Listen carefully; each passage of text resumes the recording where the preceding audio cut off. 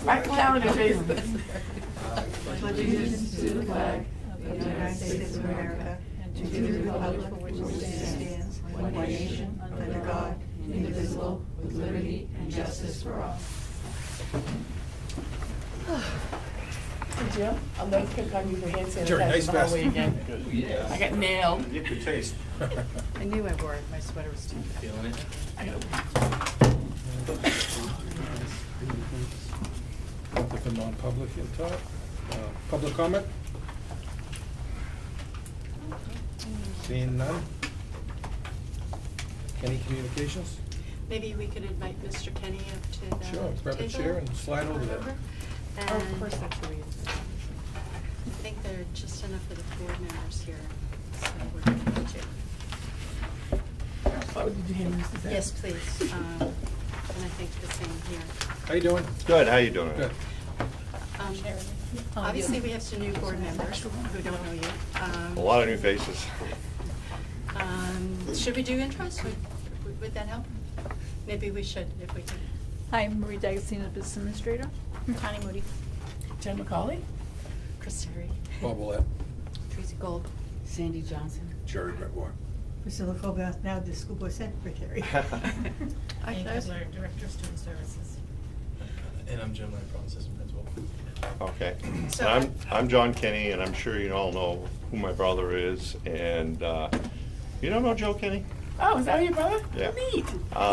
And I was brought up in Wakefield, and I own the farm that sits on Wakefield Hill out by Denley, so I'm spent many years, but I sort of went to Rochester, but I lived up here for many, many years and still am integrated, but there's a lot of new faces up here. It's changed drastically. I can see that as I go through the town. So I'm here to answer your question. Huh? Did you go through the Paul School? No, I haven't. No, I mean, you didn't go to Oh, school yes, here. I went to this school, Get out of here. the last 2 years. What I was explaining to Mr. Kenny was that kind of at the 11th hour, I brought to the board a proposal that the town felt that they might go with, which was, and they were asking us to go path. And my understanding was that one of the reasons that they were looking at something different was because of the coverage Mhm. and how it fades out between here and Rochester, and they felt the system that they were looking at would perhaps be more robust in coverage. I think they were also looking to separate anything with the frequencies for the school and the town, but I didn't know enough to really speak I to have it. no idea what, I imagine that maybe be promoted through the highway department or whatever. I know that I host on my tower site, which is on Long Mountain. It's a 200-foot tower. And I host the sheriff's department, the fire, and Ossipee Valley Mutual Aid up there. And it's been, pretty much a very good coverage site for everybody. As far as the school is concerned, you go all the way to Rochester, and what I've been trying to do over the last few years, as you'll see that I wrote up, is to try to get the highway and the school to go to digital radios.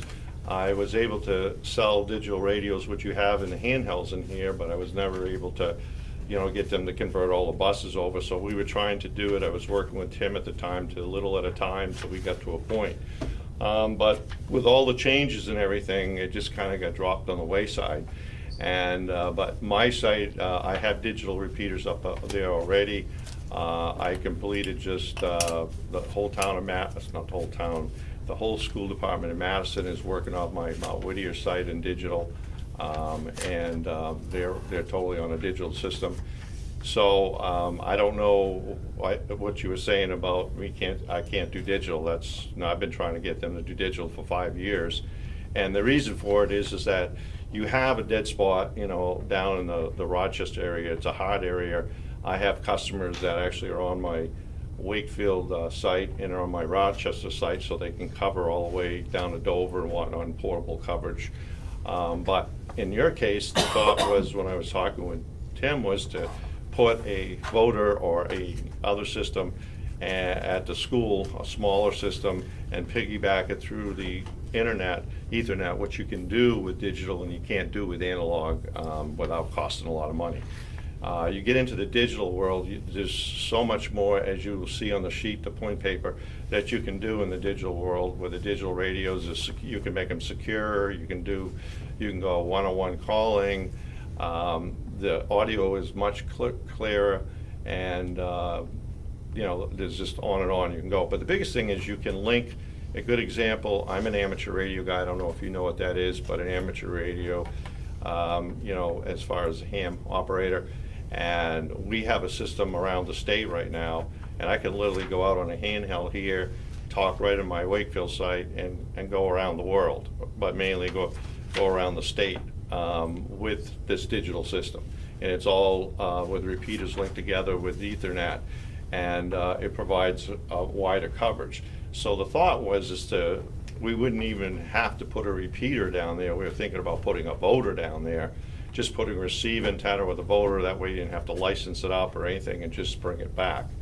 And that was the plan that we were working on. But then all of a sudden it all kind of broke up with Milton, and that all broke up, and then everything, different people in departments and changed. Even the highway people have changed.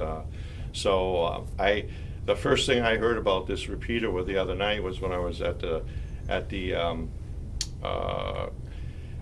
selectmen's meeting, and they all the proposal came up for a repeater for the fire department, and they all looked at me and said, "Is that going at your site?" And I had been talking to the chief over there about renewing, because they have their communications through the fire department and police department up there too.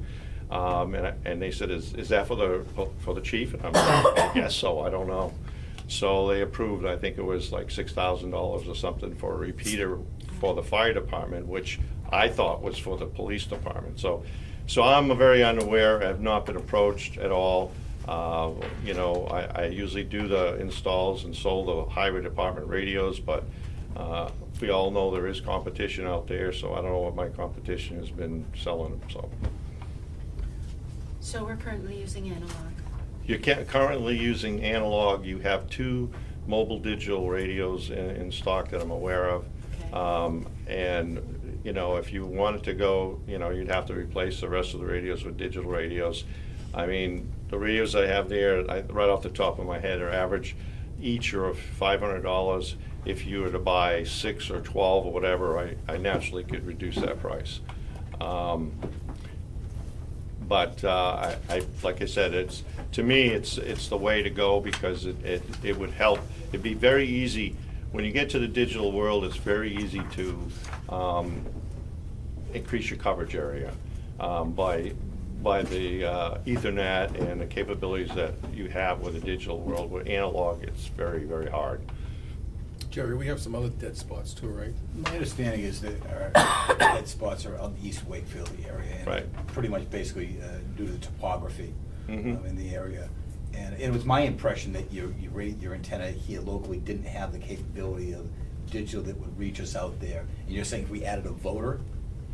Right. If you had digital radios right now, Yeah. and I just swapped the repeater out with a digital repeater, Okay. you could actually put a voter out there, because for the amount of power that I'm putting out, most generally you probably hear the transmission. Give you an example, the repeater's putting out 100 watts at the site, and you're putting out, in a good day, in a good radio, maybe 40 watts. So you got a mismatch there. So you're trying to get back with 40 watts, and you're going at it with 100 watts. Well, the thing is that if you put a voter out there and you link it back through a digital repeater setup, or what it does is the voter looks at it and says, which received signal, the one out there or the one local, is that better? And I actually, as far as the analog system, I actually have the voter system. Originally what I had was a voter system, an analog system. Like I said, it's a lot more complicated, but I have one. Actually, your system is kind of working off it now, where I had it in Milton. And what I was doing was, when the voter was at Milton, I used to you could shoot right into Rochester with no problem off of Tenerife. Now that that's not there, because of Milton's got their own system up there, which I just actually got finished putting up, and they're going to be going digital too. And so wherever you get a dead spot, you could easily, put up a little antenna, put in a voter, plug it in, so to speak, program it, and you're taking care of the problem. With putting up a repeater, and you're talking about another frequency, you're talking about licensing and all that, and it's a lot more complicated. So once you get to, like I say, once you get to the digital world with the radios, you can do a lot more, which you can't do now. So what are our limitations on your tower right here locally? Well, Now, my right? Now, currently. what do you mean limitation? There is none. As Is there far a as limitation, so you're It's- confident that if we put is it VOTER or VODER voter? Oh, I'm saying is that, well, right now, for instance, I have a receiver and a voter system that's connected into it that was in Milton.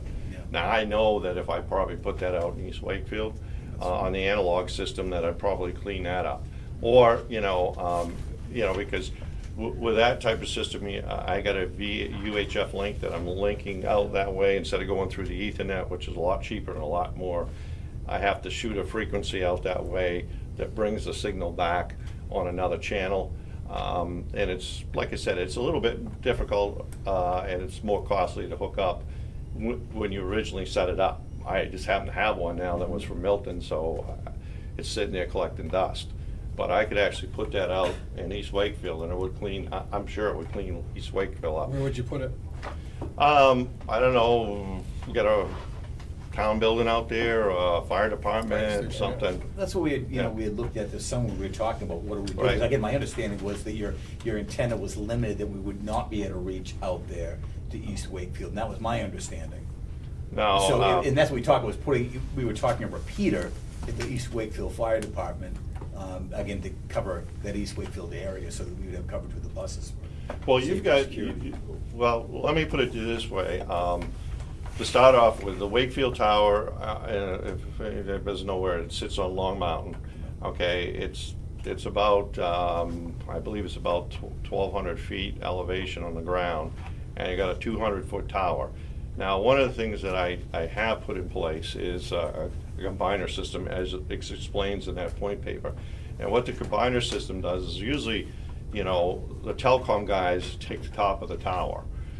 They want up to the top, so when you get on a telecom tower, usually you're gonna get 100 feet or 80 feet or something. In other words, just basically getting over the trees.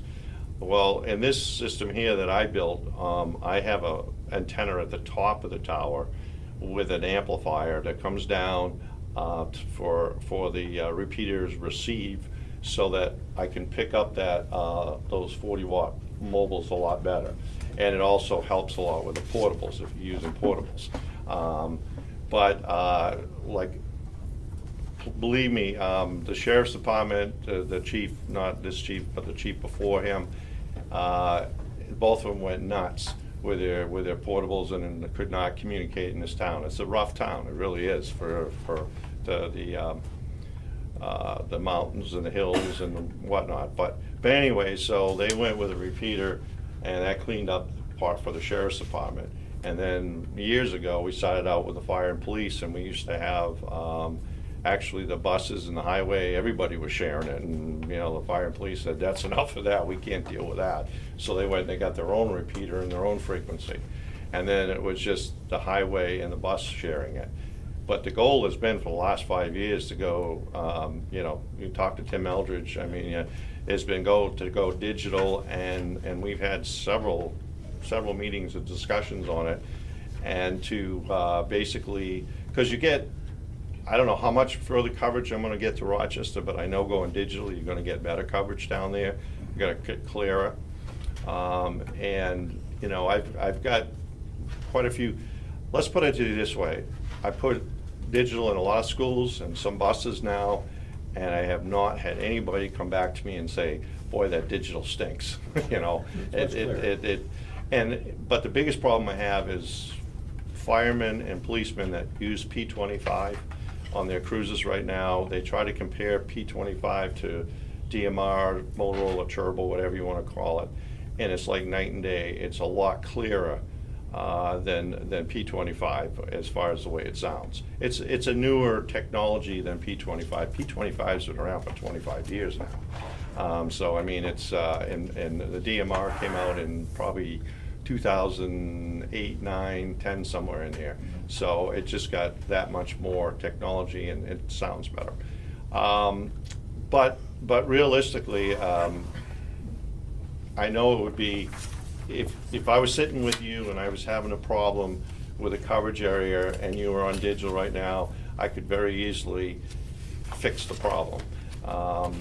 But with analog, like I said, I got one voter, but I mean, the voter system, when I first bought it, was $15,000. I mean, and you're not gonna be shooting those all over the place, where you can buy, you know, probably a repeater with a voter in it for like $3,000 and an antenna, and then plug it into the, you know, plug it into the Ethernet, and you've solved your problem, you know. And if the Ethernet goes away, well, you still got your mother site, what we call, it's still working.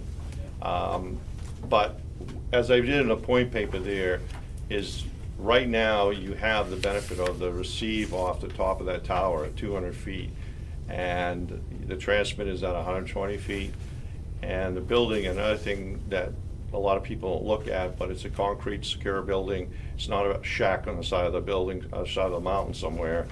It's heated, it's air conditioned, and it all has stand-up backup generator that is hooked into Verizon system. So it's, believe me, Verizon's generators are not going offline. The other thing I can pretty much say, you know, I don't know of any other place probably in Wakefield itself that would have as good a coverage starting out than that location. Like I said, I don't have the customers that I have up there because it's got a bad coverage. The other thing that I also have too is I have a customer that actually has a link back, and they are up in Ossipee, and they travel through your town, I'll just say, and they had a need because their mobile coverage was great, we'll say all the way to Dover where they go, but when they got off their equipment, they basically had handhelds, and when they were concerned about somebody getting run over or something, they would jump off and they would want to have the handhelds working so they could communicate and not have to run back. So so they decided to put another repeater and link the two. And that's another thing. That's another possibility that you can do is you can actually put two repeaters. You could put one at the high school. You could put one up here. You could link them together, and they would link right back through each other. Okay, Brennan, a question? Sure. Brennan, how's our coverage down to Spalding? I have perfectly, the coverage at Spalding is fine, So- it's East Wakefield and then beyond, anything beyond Spalding, we would have trouble. So like for a field trip or something of that nature? Field trip, we're not gonna reach Right. past Spalding. So your only problem right now is this East Wakefield? It's like from, I wanna say before you, what is the name of your road? Yeah, that old, that road right there, all the way down, to the point where drivers can't come back. So I have drivers that head right out there and do their whole routes out there. I have no communication with them. It's all static. Okay. But Rochester, I can hear them, and they can hear me for the most part, even on my portable Right. at my house. I was gonna say. They can hear That's me. not- We've had communication when they're sitting in the parking lot, you know, the radios. Yeah, well, in here, like, when they're in the parking lot, they're too close to this, so they can't communicate. You know, I'm talking, we've had communication here at the building. With Spalding, With Spalding in the yes. parking lot. Yes, perfectly Now, fine. did you do a, East Wakefield.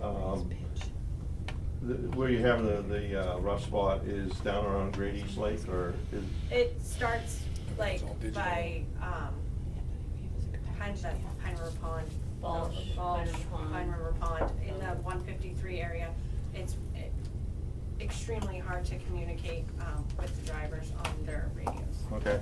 Well, the reason why I was asking her that is because before we moved it to Milton, for them, I originally had the voter set up in my farm up on top of Somerville Hill on the barn up there. And when we did the original tests and everything, we found that 90% of the communications, if not more than that, would just go into the, what we call the mother site receiver to the mountain. But I did notice that when I put the voter up there on Salmonville Hill, is that all towards Great East Lake and back towards that area there, and that the receive would go through the voter here. So there's definitely a weak area through there. I've got that voter sitting there collecting dust. I mean, so if it's something, I didn't even know about the East Rochester area, so, I mean, it's something that I could put up and let you guys try and see if it cleans up the problem. I mean. Love to see if it worked. Yeah, oh, yeah. Last year, I think, not last summer, but the summer before, you brought a package to the board about digital radios. And Right. do you still have that? Probably do. Well over a year ago, but Yeah. it was, I remember it was. So I'm very confused as seeing, now you just said a year ago I brought this, but yet people have got it in their mind that I don't do digital, or we can't, or I couldn't do no. digital. I don't understand that. No, I was there, we were there. Yeah, We so were in the audience. I've been, like I said, I've been trying to, because what it does to me is that, here's what you run into is that I see with the schools, is you're able to use the radio, you can't use a cell phone, but you're going down the road, and I hear it all the time, because like I said, I do Portsmouth, I do Rochester, I do a lot of buses, and I hear them going, I'm pulling over the side of the road to give you a call. And the reason for it is because they don't want to talk sensitive information over the radio because everybody hears it, okay? Well, you know, with these radios here, you can, when you go to digital, you can secure them. So you could actually have, instead of, even the rest of the buses don't have it, you could actually go a one-on-one communication with dispatch in just that bus without the rest hearing. And to me, you know, if you, rather than pull off the side of the road, if you have something going on, you need to talk, you want to talk, you know. So that's like I said, there's a lot of capabilities there that the digital has, and I could sit here and probably sit down and talk to you for 2 hours on, you know, the capabilities of what digital can do for you. But what I basically see for buses is range, clarity of the audio, and being louder so that you can hear it, and the fact that you can encrypt it and secure it. Those to me are probably the biggest pluses. The rest of the frills and other things are, you know, are stuff that you can look at, but to me those are the big items, you know, being able to hear clearly and being able to communicate with your dispatch, knowing that you and not the whole world's listening to you. Did you say we had 2 digital radios now? You have 2 right now. One of them is, I believe, is just alpha display, numeral display, and the other is alpha display. Now the difference between the 2 is the alpha display in most models has more features, and another thing too is when you key up on the radio, it displays the ID, so you always know who you're talking to by the ID on the radio. So if dispatch is somebody keys the mic or just keeps keying it or whatever, they can just look and see who's doing it. But it also gives you know, the capability for them to just know who the other person is on the other end. And let's see, on the mobiles, okay, so you want to do, here's where I kind of, when it comes to buses, I think the one-on-one call should be initiated probably from the dispatch. I don't think you should have it set up for the mobiles to be able to call. In other words, you could probably call dispatch and say, call me back direct, and they could do that rather than having you go down the road trying to, you know, do a menu to see, oh, I want to talk to. Now, what you could do is all the buses, I think, make sure I'm not talking out, I have to look at this, but I'm pretty sure, is you have buttons, you know, radios have buttons. You could hit or program one of those buttons so that it would go to dispatch privately, and so you could just hit the button. But normally they have a scroll or what they call a phone book, so you'd go in there and basically you could have all of bus 1, 2, 3, 4, and go right down there and just hit it, and then key it up, and then you're only talking to that one bus. So where would you set up that voter? You said if you went and took the voter you have and you went and set it up, and clean up East Wakefield and see how it works. Well, what I was looking at right now is the antennas are still sitting at my barn. Wouldn't take much for me to bring that voter down and just hook it in, and link it back to Long Mountain. I mean, I can see the tower from so I mean, but I mean, if that didn't work, then my next thought would be to try to take it out to East Wakefield and shoot it back. And I gotta believe that it would clean it up as far as, when they're out there, is it they're not able to get back, or they can't hear? They both, Okay. both. Because a voter will, basically is mainly, for receive, so that you can, but it's confusing because I ask the question, but a lot of times the people will say both ways, but when I get it out there and it works, people get confused, a lot of times. But when you're shooting, like I say, 75, we'll say by the time it gets through 75 watts out that way, it usually gets to its target, it's just a matter of when they're trying to get back. But there again, if that didn't work, I hope that you are kind of looking at the digital aspect of going to digital radios. Is that something the board is looking at doing? Always looking to move forward. Yeah, I mean, I'd like to see a proposal you did a year ago, Okay. Yeah. again. Let me ask a question. So a minute ago you just said that, 75, shoot at 75 watts out there, usually gets out there easily enough. Yeah. It's getting back. Is that the power of the radio, the mobile radio, that impacts its ability to reach back? Right, to well, the origination? one of the things is that, like I said, it's just a matter that the receive. Here's what I've always found out too: is the receivers on the radios are usually fairly hot. They're usually working most of the time, but as the radios get older, and nobody, even though I preach it all the time to bus companies or towns or whatever, businesses or whatever, hey, when your buses are sitting idle in the summertime, you should kind of have somebody go through them all and check them all. You could have a bus that's giving out, that's doing the route out there, that's only giving out maybe 20 watts, so, you're not gonna know the difference. But if you had a receiver, a voter out there, whether it's giving out 40 watts or 20 watts, the receiver's gonna pick it up and bring it back, So a lot of times that can be the problem where a voter will take care of it, and like I said, unless you go through and know that each bus is putting out 40 watts, like I said, it's very hard. But the voter, like I said, the voter cleans that stuff up a little bit. And the other thing too is that, like I said, you get to the digital world, and that opens all kinds of capabilities. Solving a problem for coverage in a digital world is easy. Doing it for analog is, like I've explained, is kind of hard. So But- Jerry, do you think that we should let him try to fix that problem right now, and I then would wait love for a to, yeah. proposal for the Yep. digital? I would love to see if it can be cleaned up as he's talking about, and then decide what the board wants to do at that point. Yeah, then Sandy? My question is, if we try it, would this be a trial that we wouldn't have to pay for?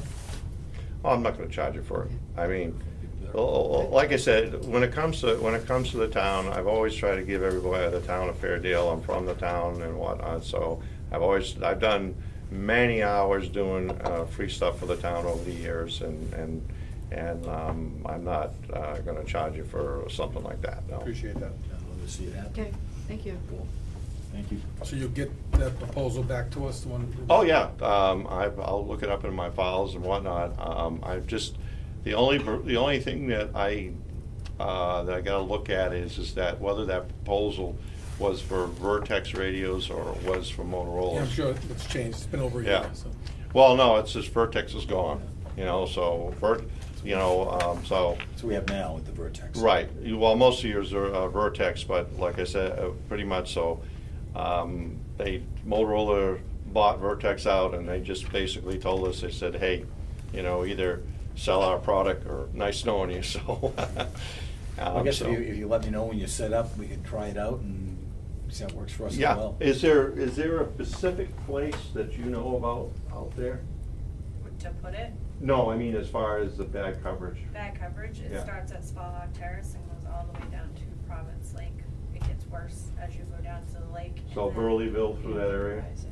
Yes, that's Burleyville, right? Yeah. Yeah, that's Yes. Burleyville, yeah. Spa will be further down than Burleyville. Yeah. Burleyville's right at the tracks. Yeah. That's what I yeah. thought, so it's further down. Spahawk's gonna be down at Spa- Sandy Pond. Yeah. Thank you, Joe. So it's Spahawk all the way down 153 to Province Lake, and then Ballard Ridge Road until you turn to Layton Corner and start getting, I can hear it breaking up about, and then it gets good once they hit 16. I can hear them once they've climbed the hill on Ballard Ridge, Okay. but it's still So, starting. this is what I'll do, I'll put the voter up, and then I'll take my van, and I'll do a check with you, all the way through there. And the only reason why I say that is because, I know what my radio is, I know my radio puts out 40 watts, and I've learned the hard way that I did a couple tests in the past, and with somebody else's radios, and we found out after doing all the tests that the radio wasn't there. So, and I have no problem with doing that. I'll put the voter up. I'll get with you, Brendan, and we can do the test together, and that way you can authenticate what you heard. Yes, Thank you very much. You're welcome. Thank you. thank you.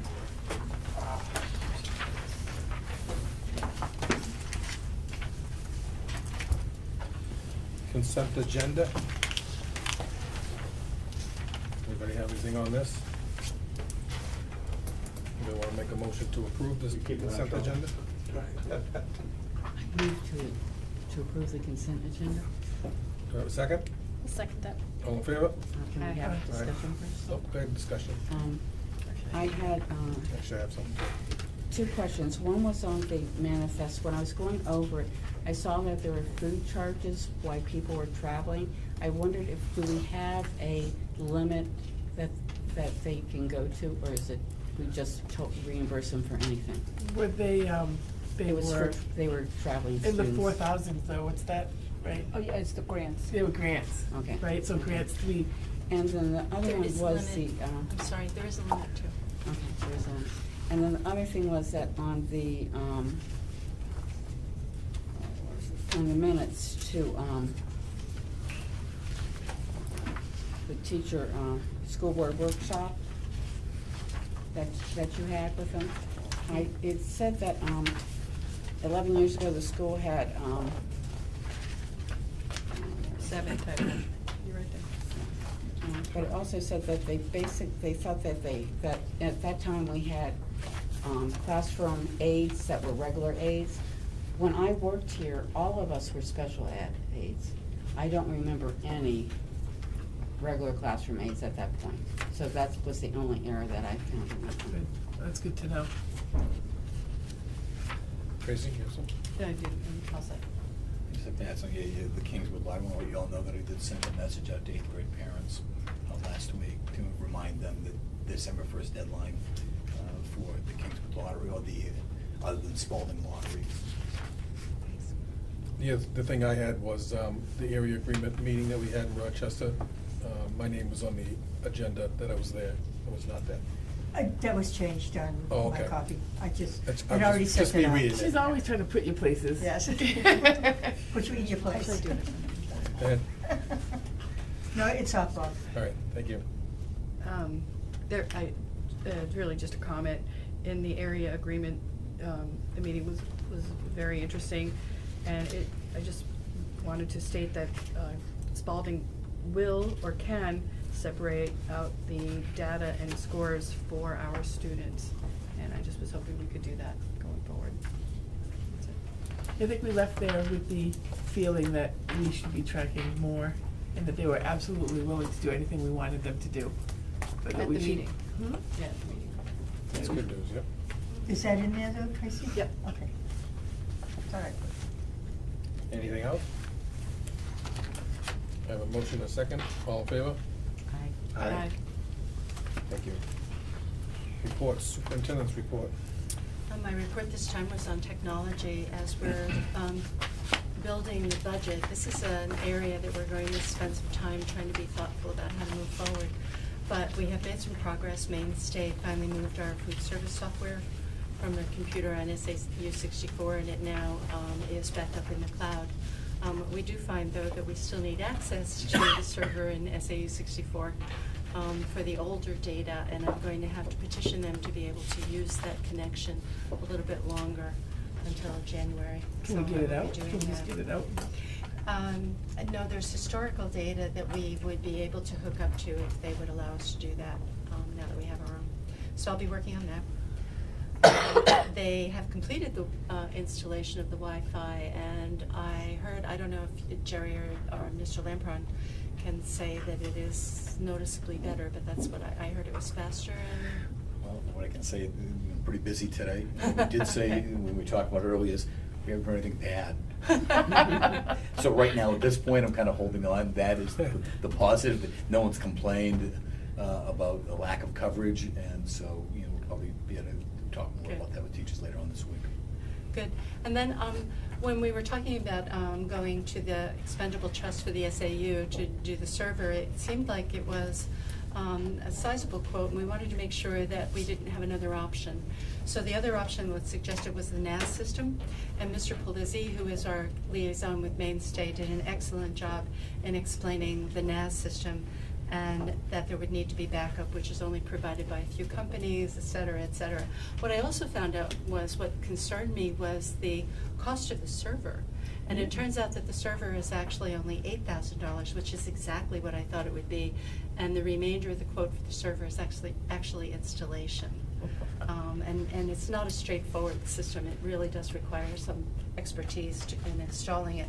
So we are going to move forward with the number that you see in my report, $22,976.24.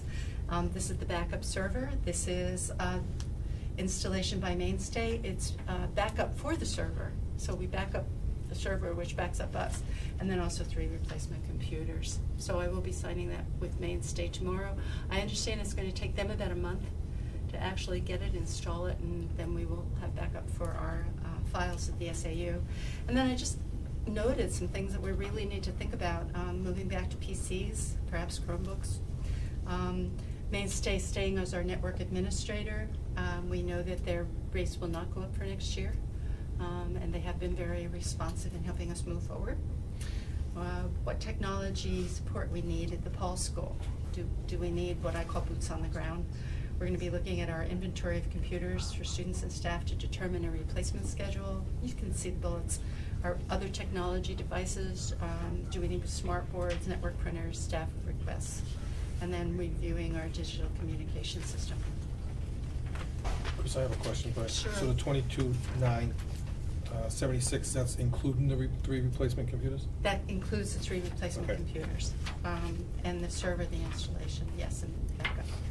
So the 8,000 is in the 22. I'm sorry? The 8,000 is included in the 22. Correct, the 8,000 is included in the 22. Okay. Correct. So we'll be happy to have that done. Any questions? Staff requests, does that include repairs and the information? We haven't looked at the budgets. Jerry would have asked for a request from his staff, and we'll get a chance to look at those either sometime this week or early next week. And so we would be bringing you recommendations around those. Thank you. Sure. Old business, CIP? CIP. Well, as you all know, that would be me, right? Yep, thank you. As you all know, I brought the CIP, our CIP to the CIP committee. I only heard from one member of the CIP committee. Prior to this, we had approval from Priscilla, Howie, and Ralph Fogg. They liked what we submitted. Denny Miller did not. He did not want us to put the 8.2 million as a placeholder 3 years down the road. He wanted to have the feasibility done first. My question is, I don't know what, I actually, oddly enough, don't know how the other members of the CIP committee felt. So I thought I'd bring it back to the board. Denny's reasoning was he didn't want to present it to the taxpayers this early. So, we wanted to do the feasibility test first. This was something they asked for, all right? Was something they asked for, yes. They asked us for it. Joe went out, did quite a bit of research to find something that was similar, being constructed currently, similar to the project we envisioned. And that's the number that was put there. So I brought it back to you guys. Do you want to leave it, or how do you feel about having it removed? You said 3 years out, right? Yes, we had put it, We have other things here that are going further out than 3 years. actually, this one you did take it off this one because I did tell you that was the direction of the CIP committee. Was it 22, it was It was the middle one, it was the 21, 22. 21, 22. We have the space needs evaluation, the feasibility study, which is obviously this year in there, and. Sandy has a question. Oh, sorry. I thought at an earlier meeting, we had agreed to take the 8.2 million off before we submitted it, because that you knew that might be a problem. So I'm kind of confused think why that- it was submitted. They asked for it. They asked for a placeholder of, the CIP committee asked us for it. So we went ahead and did it. Because But I thought we had agreed not to put it in. Well, I think we agreed not to, but then they asked Oh, okay. us to Asked do for it. after the fact. So you're saying that just one member is asking you to That I take it know out? of, asked to take it off. I don't know how everybody else felt. It just didn't come out.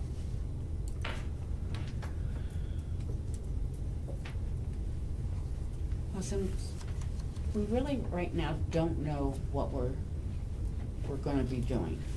You know, so maybe that's not a bad idea. For the sure fact, I think we should have the 50,000 in there to examine our possibilities. And once we have that, because this is a changing document, we can always add it to it, once we know. What do you think? You're asking questions, but you probably looked into this more than the rest of us. It's a question of how much do we want to show them that, hey, this is coming your way. But he's looking for more firm numbers before we say that. But then will it be too late? I mean, No, if we can add should- it next year. No. But then that's only 2 years out. Then that's only 2 years out. But, you know, we need to look at all the possibilities. There might be other options that we haven't thought of. And, you know, we need to look at those. I mean, what we want to offer for curriculum will determine our space needs. There's lots of things that go in that, and I think we're better off not putting a set figure yet. It's Card a workforce. number shock. Yeah. It is, but it is a huge, huge topic of conversation in the school. You can't go anywhere without hearing about the space needs we have. So it is Pressing and coming. Well, we're gonna be having, the committee is formed, we'll be meeting.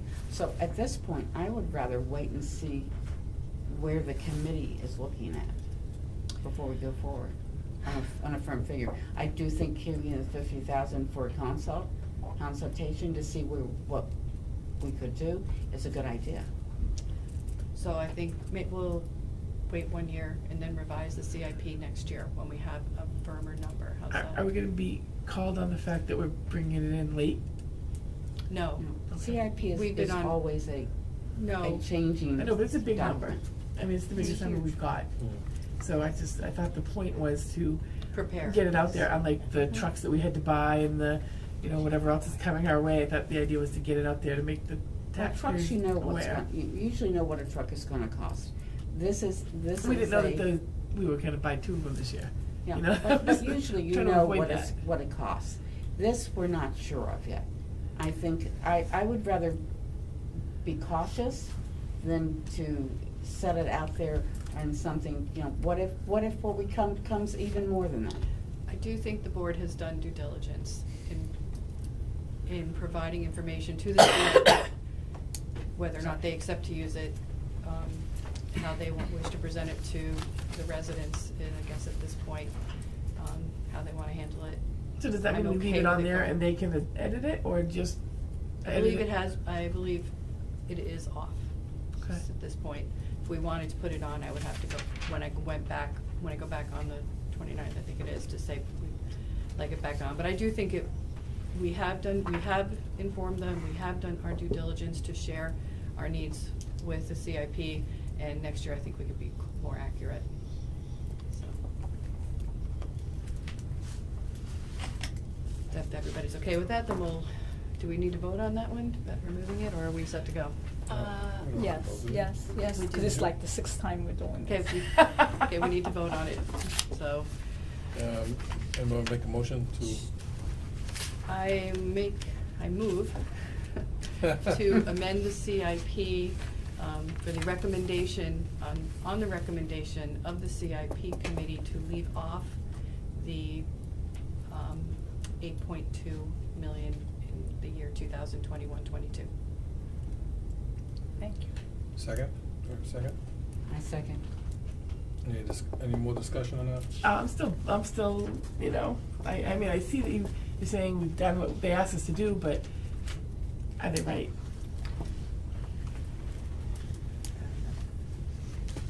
All in favor? Aye. Opposed? If you wanna, I'm not opposed. I'll go with her too, yeah. so, 3-2. 3-2. It's the second time it's happened in our history. Yep. And that's okay. Yep, actually, I think it's, I think we are, that's why I brought it back here, because we aren't comfortable with it, so. All right. Okay, on that? FY20 budget, review staffing workshop. Just to kind of summarize where we were, we presented some possible new positions and some possible new spaces that could possibly, again, go into the budget.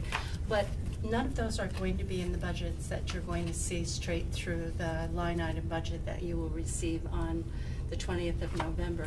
They will still be exactly as you saw them on a separate sheet. And at that point, you'll be able to see what the budget looks like without any additions of that kind. And then you will make the final decisions about what you wish to support. You may have different ideas of things that need to go in at that particular point in time. So just kind of the summary is, we presented some. We will cost them out a little bit closer, but they will not be in the budgets that you will see until the final line item budget, and you'll make those decisions that evening. That's kind of the only review I have. That's it? Yep, we can go into budget presentations if you are. Yep. I think before we do that though, I know that Tracy asked that we pass these out. They're related to budget. And they have to do with property tax, which we're all getting a lot smarter on exactly what that means. You want to pass this down? There we go. Oh, I have my own here. Tracy, I don't know if you want to say anything about this before we move on? Is this a good time? I'll try and be very Sure. quick. As we have gone through the budget process as a board, we have all been concerned with what the increases will cost the residents. The very last page I got this information from Angie Nichols in the tax, she's our town tax collector. This is where this information came from. And every town has a valuation, total valuation, and you all know this, I'm very sorry, but I'm starting right from the beginning. Has a total valuation, and as you all know, we recently reassessed for our new values. It's the value of all the property in Wakefield, utilities, residential, commercial. And Wakefield, actually, the numbers I have looked at are for 2017, which our valuation was $918 million and change. And which put us in the top 20% of the state, oddly enough. There were 32 cities that had a valuation of over $1 billion, and 8 more that had a valuation of 900 million. So we're actually in the top of the numbers for that. Which is why the tax rate is not, it is on the low side because it's such a large number. So I asked Angie how I could figure out what an increase, how much of an increase would affect the $1,000. Right now, or last, 2017, it was $12.65 per thousand. And she gave me this chart. Basically, for every dollar, this chart says the town is valued at 1.4 billion. So every dollar increases your taxes by 1.4 million. $10 per thousand would give you $14 million as your budget. As we know, we're right near, which would make sense because at 900 million, that would be at $10 a thousand, that would be $9 per thousand of your house. So round numbers, say it's $10, you have a $100,000 house, you're paying $1,000. Every dollar that you go up, now you go to $11, you add 1.4 million, or if you add 10 cents, it'd be $140,000 or 1 cent. But essentially, if currently our new tax is at $11.26, if you have a house worth $150,000, your taxes would be $16.89. If you add 50 cents, or approximately $600,000, now you're at $11.76. Your house of $150,000, you're now paying $1,764, or an increase of $75, which would equal approximately $35 per tax payment every 6 months. If you raised it $1, it would go up $150 at $12.26. And if you raised it a whole dollar again, you go up $1.4 million. If you raised a $1.4 million tax valuation by $1, you've increased the taxes $1.4 million. And everybody's tax, and a $150,000 house would increase by $150 or $75 per payment. We wanted to know what the impact is of raising a budget. And we can do a little one of these charts and put it, and give it to all of you. We'll use. And the current tax valuation of Wakefield is now 1.1 billion. Right, Angie gave it to me. 1.116,967,565. We are $1.1 billion, including utilities, which is up there.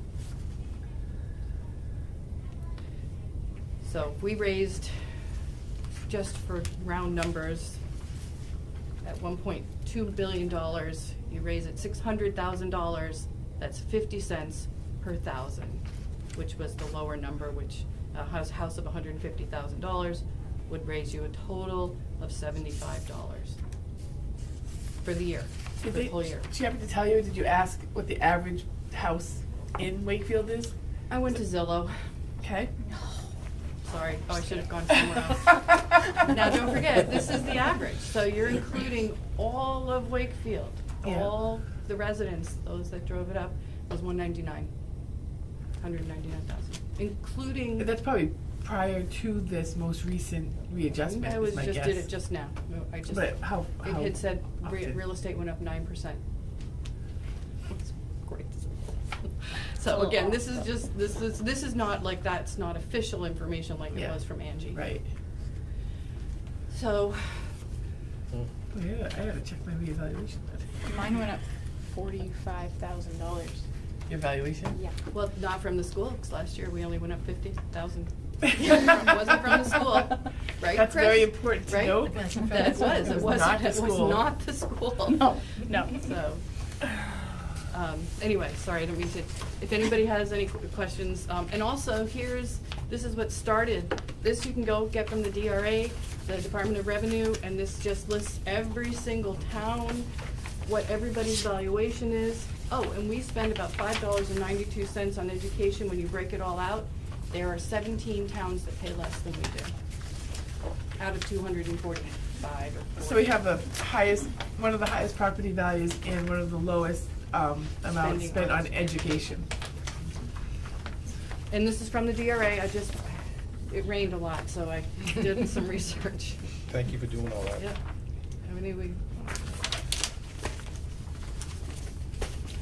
I'd just say the one I find easiest is on $1 billion, if we take that as an estimate, 10 cents raises $100,000. That's the easy, if you just remember that, then it's pretty easy to figure out. Angie was wonderful to work with. I mean, I said, you know, if you're math challenged like me, could you help me walk me through this? She was really Great. super. Yeah, she's really nice. Okay, so. Now we're ready? Okay. I think we're gonna start with facilities, and as Joe is coming to the table, what you see in your packet for the budget is that section of what the line item budget will look like. This comes out of ADS, and you can see that Maria is able to add notes. So it makes presenting it a lot easier because much of what the questions that you might ask are already in here. It already tells you what's on certain lines or what you should look at in order to figure it out. So this is the format that you will see for the line item budget and for all of the budgets that we give you in between getting to that line item budget. I also will tell you the way I look at it, which is I look at it a function, which is 2610, which is really easy to see. That's operation and maintenance. But I also look at the object. And for some reason, this is the first district I've been in where objects are 3 numbers, but for some reason Wakefield puts 5. When you see 5110, do you see that 51110? Okay. If you take the 5 off and you ignore the zeros at the end, what you have is what's called the object code. And so what I'm going to point out to you is that object codes that are 100s are salaries. So when you're looking at the first 3, 111, 120, 122, those are all salary lines. And it doesn't matter. Thank you. We have a cheat sheet for you as well. It doesn't matter if this is the facilities budget or the technology budget or the 1100 function budget, which is general education. All 100s are salaries. So you're looking at a flat budget for salaries. You're looking at the first one being the custodial salaries for 3 custodians, and we will be hiring 1 part-time day custodian on top of that. So you're looking at the salaries for 3 custodians. You're looking at the facilities manager, which right now is in flat. And the next one is for substitutes, and we have budgeted nothing there. And Joe, when we talked, I think it was you couldn't find any, even if we had something in the budget. Right, substitutes are hard to come by in the custodial field, as we talked about earlier and like that. And if we're able to take and move those positions where we're at now, being fully staffed, we'd be able to fluctuate with people in between. So when you look at the next several lines and you don't look at the 5, or you just look at the next 3 numbers, 200s are benefits. So on the 211, you're looking at health insurance. That has gone in flat as well. We still have, Marie, they've let us know that there might be a change, but it's a very broad range and they haven't really let us know yet. So this does not reflect any increases that we may be notified about from school care yet. Will we know that before our budget Friday. is finalized? We'll know this Friday. Okay. We'll This have the Friday. new rates for this Friday. And Okay. they're the real rates. They're not a maximum guarantee, what the rates are gonna be. When you look at the 212, that's the dental insurance. And I believe that went in, health insurance 212? Yes, dental retirement went in at the flat rate. rate for next year. FICA, you know, that's a straight percentage of salary and benefit. It's considered a benefit. And retirement, we wind up with 200, area code. Object code 231 is retirement. Following so far? No, I don't You see probably know dental. all of Where's this. dental? I don't see that. Say again? Dental, you guys are talking about it, Yeah, I I'm don't looking see at it it. too. I don't see it because it says 0. Maybe it's not. None of us take. None of you take it. None of us take. Okay. That's why it says 0. Okay then. I do have a question.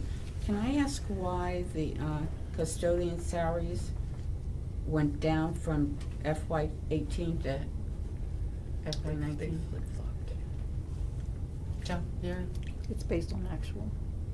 Because of the management position, that's when we broke away. Okay. I agree, I saw it. I'm sorry, say again? This is, these two. Yeah, we broke away from 64 there. No, I So agree with you, I highlighted. that 106 was paying Right, from, but from the next the one- position that I yes, was no, in. it doesn't, but I'm gonna. Right, what's up? Jumped up. This one went from here. Any other So- questions? So, every single function is gonna start with salary and benefits, if there are salary and benefits, and they're all gonna pretty much be the same. When you get into the 300s, they are contracted services. And Joe has done a fantastic job in actually listing them out for you, in the 320 account. You can see it's for sprinkler inspection, elevator inspection, and so on. Joe, these are ones we do every year? Every year. Okay, so, Correct. we hire people to come in and do these for us, and they're done in the summer, kind of before school starts. Some of the stuff goes on throughout the course of the year. Questions on that one? Are they all just once a year or sometimes? Like our backflow is twice a year, spring and Yep. fall. Yep. Okay. Okay. For the water, the sewer, the rubbish removal, and we simply, Joe estimated that we would see increases. So the water has a 10% increase, sewage a 5% increase, rubbish removal 5%, plus $1,000 for the electronic recycling. It used to be that you could recycle computers anywhere. I remember though, when people started charging us to recycle those, PC Connections once a year used to have a Right. computer throw. Free throw away. Free throw, yes. They don't even do that anymore. So in order to remove electronic equipment, you really have to contract with somebody who can dispose of it properly for you. So Joe has found a place that does that for us, and that's why there's $1,000 for electronic recycling on that line. Okay, and we're in the 400s now. Snow removal, this is how to, and this is the last of a 3-year contract. The last year of a 3-year contract with how to for the snow removal. That would be 422, Object Code 422. 423 is maintenance and care of the building, and again, you have a detailed list there of exactly what is included on that line. Shades, painting. Again, Joe, I think these are things you do every year. Yep, we're trying to work our way through the building and get everything more current. Just yell if anybody has any questions or whatever. If you kind of do the same thing every year, how come that's such a big jump? Well, we started with the renovation. Okay. So now, and last year we were able to do a few classrooms. This year we're doing a few more classrooms, and I'd like to get a big part of this is also the bathroom petitions in the main bathrooms. So some of them are just regular maintenance, but you don't do them necessarily every year when it's needed. Now, the snow removal includes us taking over what the town's not doing for next year. Actually, the town has agreed that they will continue to plow for no cost to the district. For how long? There was no ending that was said. It wasn't said, we'll just do it free or whatever. When we met with the town administrator, she said, we're not going to charge you for This it. came up last meeting. Yeah. No, so that's just how to, they do the sidewalks, and when I came, I thought it was a lot of money for snow removal, but how many exterior doors that we have, and they all have to be, it's a lot. 28. 28 exterior doors, and they all have to be free of snow for emergency exits. Snow and ice. Sounds like really Snow good and detention work ice. to me. It's not a fun task. I used to No. do it before we had hired it out. It's no fun. So we're looking at 424, which is landscaping contract. They do tree cutting and landscaping around the school. That is also how to. So that would be the same thing, the last of a 3-year contract. 430 is the operation and maintenance of the building as far as electrical repairs. You've got a list there again, security repairs, HVAC repairs, unanticipated expenses, classroom equipment repairs. So these are things that generally come up, but we're not quite sure which of those we might be addressing. Good so far? Yep. 442 is the rental of this, do I have this right, scissor, for ductwork cleaning. And I've seen this done in other school districts when you have to do something like in the ceiling of the gym. What you do is you rent something that looks like a bucket that they have to Scissor do jack. the trees. Yes, you knew what it was. And so, Joe, you're doing extra with that this year, the scissor? We are, this year here, we're due to clean the ductwork in the gym for the air handler, and while it's here, we take and put our backpacks on and dust the top of the gym. Okay, so that's 442. 520, the insurance is going to be moved to the, no, we're keeping it here, I remember now. This is all the insurance, we know. Maria, you're gonna have to help me out. This is property liability insurance. So we have property liability, workers' comp, and unemployment through Primex. And so property liability has to do with buildings, so that's why it's always been budgeted in this line, 2610, because it's pertaining to buildings. The other unemployment and disability is employee benefits, and that's all into the 2900 that you will see in a few minutes. Thank And it's you. all under Primex's umbrella. Yep. Terrific. Maintenance of the phones includes the school and SAU phones and the cell phone reimbursement for Joe. Good there? Yep. Let's see, the next one I have is 580 for travel. Okay, and that's when you're on official school business for facilities. We get into 610s. 610s are supplies and consumables. And so what we have on the 610 line is a 5% increase in supplies. The 622 line is for electricity with a 5% increase over last year. Okay. Didn't they go up like 1/5 or 20%? The Eversource? Yeah. For I was just electric. concerned. Yes. I believe So they you think we might be under budgeted there? It's possible. Where'd you put the Right? Yes. Yes. 300. Yeah, they've had a huge jump. That was contract services. They did. It's not in here. Okay, let's look at that one. You know, there's a line here at the end for the board to suggest where we might make changes. And so what I'm going to write is perhaps that should be more than a 5% increase. Okay. For which one? For electricity. Electricity. They're hearing it went up 10%. 20. Oh my gosh, you're kidding. 20%?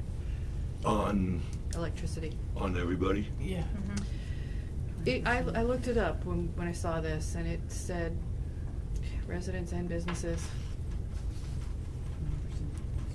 Yeah, it's like 19.something% Right. jump. They called it a building. Yeah. Yep. Yeah, no, Yeah, holy it hurts. moly is right. I have a question. Why are we with Eversource? Can we be with one of the other companies? We've looked into that in the past, and it's not just switching. It's them coming out, taking their meters, putting other meters in. It's kind of like what we did with our propane. Do you remember when we did that? That was just not an easy transition. We could look into it. Even though the other companies use Like Unitel. Eversource lines, the physical equipment has to be changed.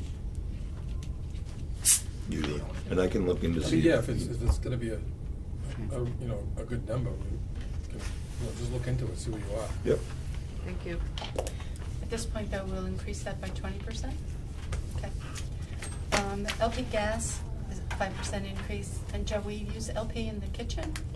We use LP for the, from the double doors Oh. all the way Oh, yeah. down.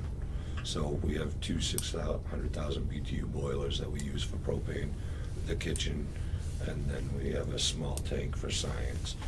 Oil is gonna be the next line, that'll be something Yep. different. And oil is the 624 object code, and that's a 5% increase that we put in for that. Okay, when we get to the 700s, that's generally equipment. So if you're not looking at the 5, but the next 3. 731 is for a stick machine and a burnisher. You have to remind me what a stick machine is. It's a smaller auto scrubber. It's to clean floors, get into the nitty-gritty. 733 is a request for 2 science tables. These are not replacement tables, these are new science tables. And you know that they have to be acid-proof and special tops, and they tend to be extremely expensive. Yes. What, do we have more kids in science? I think it might be that more room is needed for the number of kids we have because of the types of things that the activities that he's doing. So it tends to be a little bit, I don't want to say unsafe, but you want the kids Yeah, spread cram out as them much as together. possible, right? So you never want to have like 5 at a science table. And if you want to do things that are really more meaningful and more hands-on, you need a little bit more room to spread the kids out. Which is Mr. Kearns, much more meaningful. Yes. And 737 are for 4 teachers' desks and chairs and 50 classroom chairs. Again, a regular thing that you do. Yep. Okay. When you get to the 800s, those are dues and fees. So 810 says dues, and notice that there is nothing, well, there's 300 because it's dues and professional development, but not dues. That's for any conferences or things that you. Conferences and certification for the BOC program. What's BOC? Building operations certificate. I have a level 1 in that right now. So you can see that the budget is presented is up $67,899 from last year.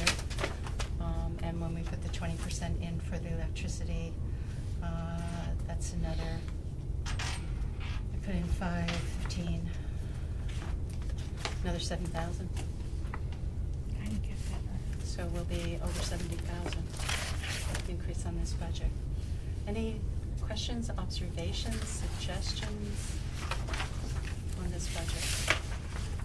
My observation was, there's no increase for the facilities manager. Why was We will that? talk about that later this evening.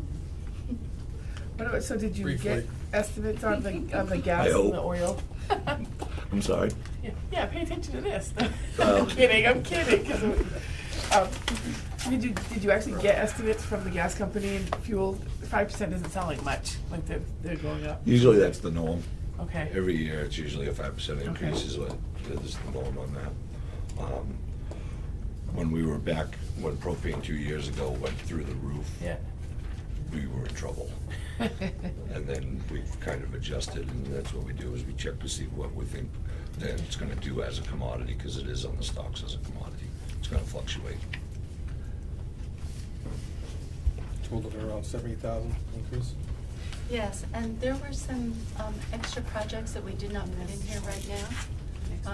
Yeah, thank you. There is. Okay. There's a request for a sound system of $13,000. This would be in the gym. This was actually made by the music teacher.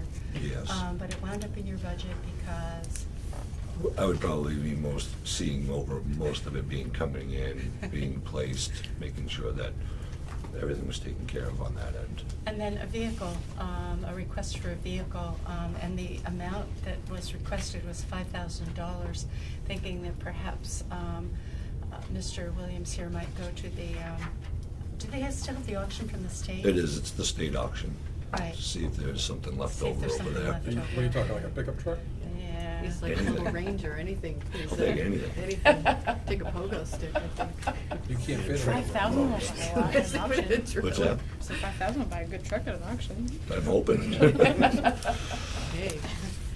gotta These- put something on there that says pause with the pulse. Is it the time to discuss this stuff, or no, is this just learning? Yeah, no.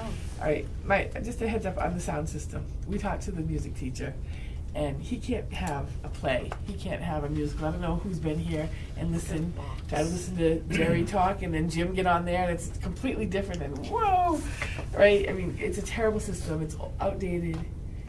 If we want that whole program to go up and forward, we can't just leave him with the old junk that we have. you know, I think it's just a I'm- box. isn't it? No, It's it just. isn't. It's a it's speaker just a system with box. a, you know, this little soundboard that, and the soundboard, for what it does, it works for what it was meant to do 20 years ago, and, you know, fortunately, when Mr. Frost came in, he was able to figure out how to use it, because only one person could use it prior to that. And unfortunately, he died, so we weren't able to continue, really, I mean, I couldn't go in and figure it out. And so he's talking about drop-down mics, you know, that you'd be able to pick up it when you go to a concert, when you go and listen to the music. You're listening to a couple of microphones that we can set up and not trip over and tape down. You're talking drop-down mics that come down and pick up every child, not just the 2 or 3 that are in the vicinity of the microphone. Or might be able to hear the concert over the people in the audience. Or Well- they just be quiet so we could do that, but yeah. He also said he'd like to have a play, and right now we Right. can't have a play.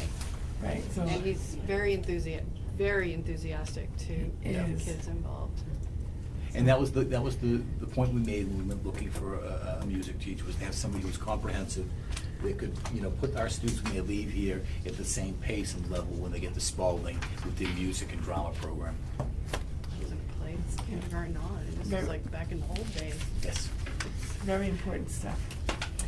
Right. You can direct us to put that in now, or we can bring it back to you after we finish the line item budget. So we're looking at that special, How do we do that? you just tell us, and we'll put it in. Do we need to vote? Nope, you just I'd tell us say- and we'll put it in. I'd say to go ahead and do It's it in. now so we know what we're You took looking it at. out? And we can always take out. Okay, so I the would- sound I'd like to see system the. and the vehicle. I was putting it in. I was gonna bring it for the November 20th, but you guys direct us, that's even better, because that was already presented to us. So that's not the contingency that we talked about? No, it's a different one. So evidently it's We can already in hand there, it. guys. But, We're it's good. fine. Oh, Where it would is in be? there? It's, I have it, Yeah, I have it in mine. I have it on Nice. line 16. Yes, I do Okay. too. I thought you skipped it. I was Okay, all so yeah. surprised. Oh, yeah. That's why I And got. on my list of things to Yep. talk to a joke, so I That's- started in there, and that's that's in right. mine too. Okay, All right. perfect. That's even better. That's Yeah, even it's Yeah. already It's included included. in the number, yep. It's already in there. Yep. Good, so we won't, I thought. Oh, it's both of those Yeah. things, that's Yeah. fantastic, okay. Great. Okay. Any more questions on the facilities? No? Okay. We are gonna do transportation next. Switch. Thank you very much. Thanks, Joe. By my folder. You're welcome. There you go, Brad. Thanks.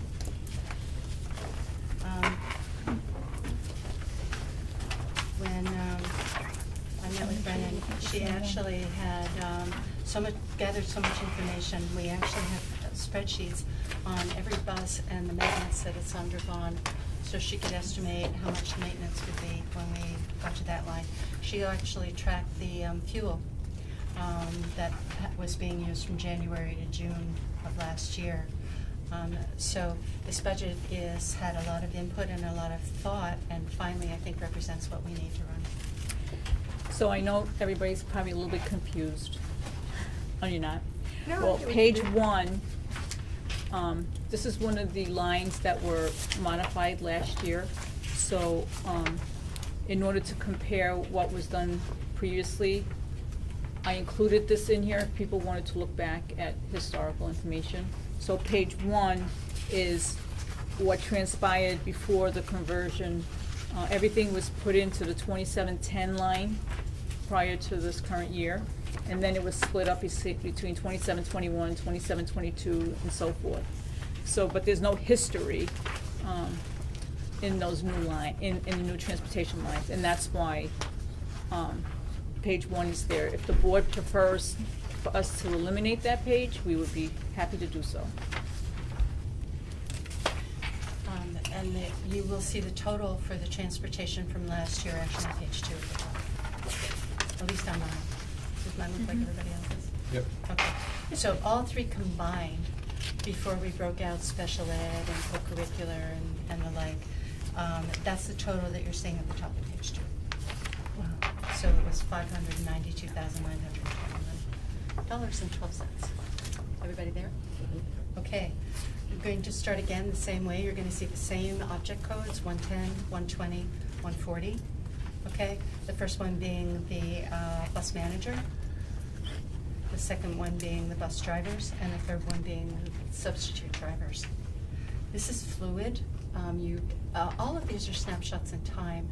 Tonight, we're going to see that we had a bus driver resign, we're going to be rehiring. So we will always give you the most accurate and up-to-date information that we have. At the time that this was done, there were 6 drivers listed here on this page under regular education. Some of them also did special ed runs. It included hours for the late bus. It included payment for incentive days and annual required training hours that we would need to add to their salaries in order for them to attend the training. So all of that is included for the drivers that we currently had when we did this a couple weeks ago. Is that accurate, Brendan? Yes. Okay. The substitute driver is someone that we're trying to get that would be able to do substitutes for the drivers that we have, but also substitute for Brennan if she should be out, somebody that could learn what she was doing and how to do that. So that's why there's an increase on that line, to see if we can get somebody that would come in and be available when the bus manager needed to be out or was out. Questions on salaries? Oh, I do have one. I noticed it is reduced. Are we the 8338? That's based on actual drivers that we currently have. Okay, so we have less drivers than. Yep, and based on who came in, yes. Okay. But in that number, it also includes, as the superintendent indicated, the annual training and that, and it also includes the in that, even though there's a reduction, there's $10,000 in there for the assistant to the transportation coordinator and assistance if drivers if needed. And obviously it meets our needs, so. Yeah, so it's all included, even though Yep. it's a reduction. Okay. Then you know that 200s, 211, 212, and 220 are benefits. Health insurance first. We have 3 at health insurance plans, 80% of a single is what the bus drivers would get. And we have $4,000 buyouts on that line. We have 1 person taking dental insurance on the 212, and 220 is always FICA. 220 is always FICA, no matter what budget you're looking at. Okay, that's followed by retirement. 320 starts contracted services. Okay, everybody there? Mhm. Okay. Unfortunately, we will not have the consultant that we thought we would have next year, that we started the year with this year. That person has taken a job that will not allow him to continue to be our consultant over next year. So that's why that line has been zeroed out. That was Mr. Eldridge, who is now the town administrator in Effingham. Is that the one? Yes. Got it. However, he keeps being available, Brennan. Yeah, this Oh, year. Yeah. You're comfortable calling him, and I know he's always happy to help when he can. And I'm sure he will continue to do that. Yes. He's a very generous person. The 321. I have to get my fingers on it because I'm looking back and forth. You can see what 321 is, got a note on it. So it's for the porta potty at the bus depot, fire extinguisher inspections, and the repeater rental. Is there really no way to get them a bathroom there? There's a bathroom up there, but it's locked. It's part of the town. The town garage has a bathroom. And you can't use it? You could use that, right? They're not there when we're there in the morning, and they're not there when we're there in the afternoon, so the I building thought they is made it locked. available, Buildings. Mr. Gregoire, didn't we talk about this? They made it available for them. We've had a porta potty there for a Few years- while. Few years now, When- yeah. Yeah, I mean, that came in, gosh, I think 5, 6 years ago, 5 But years ago. if I remember right, they said it was I don't recall that. not in great shape for them to use that, so that's why we put a porta potty there. Well, $5,000 a year, you think we could upgrade that a little bit, maybe? If we're talking $5,000 a year for porta potties, wouldn't that be nice? That's everything. No, the porta potty is $960. Okay. See it on the note? Oh, that's what it's in the And how long dollar have we sign, had so, the porta okay. potty? Oh, I didn't 5 either. years. Right, that's it, Yeah. yeah. It's been We've that had long? it there for Yeah, 5 that years. one, but it was right Still after- $1,000. And there was a lot of battling to get that one in. Yeah. That wasn't easy. Yep. Cold in winter. And in all reality, we have no access to running water. Have you seen the bathroom No there? access to water. We have no access to running water unless the town garage guys are there. We need to fix that.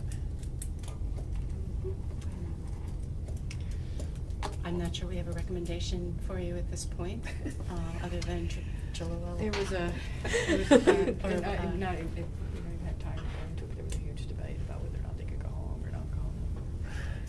I just want them to be able to go to the bathroom and wash their hands. Let's put that down as a topic for Yeah. a future. Seems reasonable in January not to have a porta potty. Wash your hands. I mean, this is $960, it's not a game changer, but. Right. Yep. It's But just- still, it's been an issue for a while. We may need some information from you. That's fine. Okay. Sorry. 322 is for the trainer, a contracted service. That is what you see, $35 an hour for 118 hours. That would cover a new driver if we had to start from scratch with a new driver. It also covers the annual 8-hour mandatory retraining for all drivers. Is that correct? Is it 8 hours, Brennan? Yes. Yeah, and you do that when? There's different classes throughout the year. So it's not all the drivers at one time. No, sometimes we try to do the NHSTA ones, but if we can't get to those, then we have to have somebody come in and host one. So I figured put it in there. So why is that up? Would that be the same as always, or did his rate go up, or do you have more drivers? This, 22.37%? oh, why did it go up? Yeah. We are looking at someone who charges a little bit more than they did in the past. So the rate went up. Yes, the rate went up. You have, Last year, we only, for the training line last year, we only had him for 2 months as a trainer, and then we hired him as an employee. right, Because there was so much training going on. So that would be the increases now. It would just be a trainer. He's no longer an employee. okay, we hired him as a trainer. We hired him Okay. as a full-time employee, and I think it was coming out of the And this would salaries cover line. other trainers besides that person if we had to Yes, use them? this would be so I could use anyone. All right. The next one, 390, is for testing services. This includes the mandatory drug testing that the Department of Safety does, as well as the required health physicals. And are they, you explained this to me, Brendan, they're not every year for all drivers, the health physicals, or are they? No, med cards are every 2 years, or Every you 2 could end up years. getting a year med card.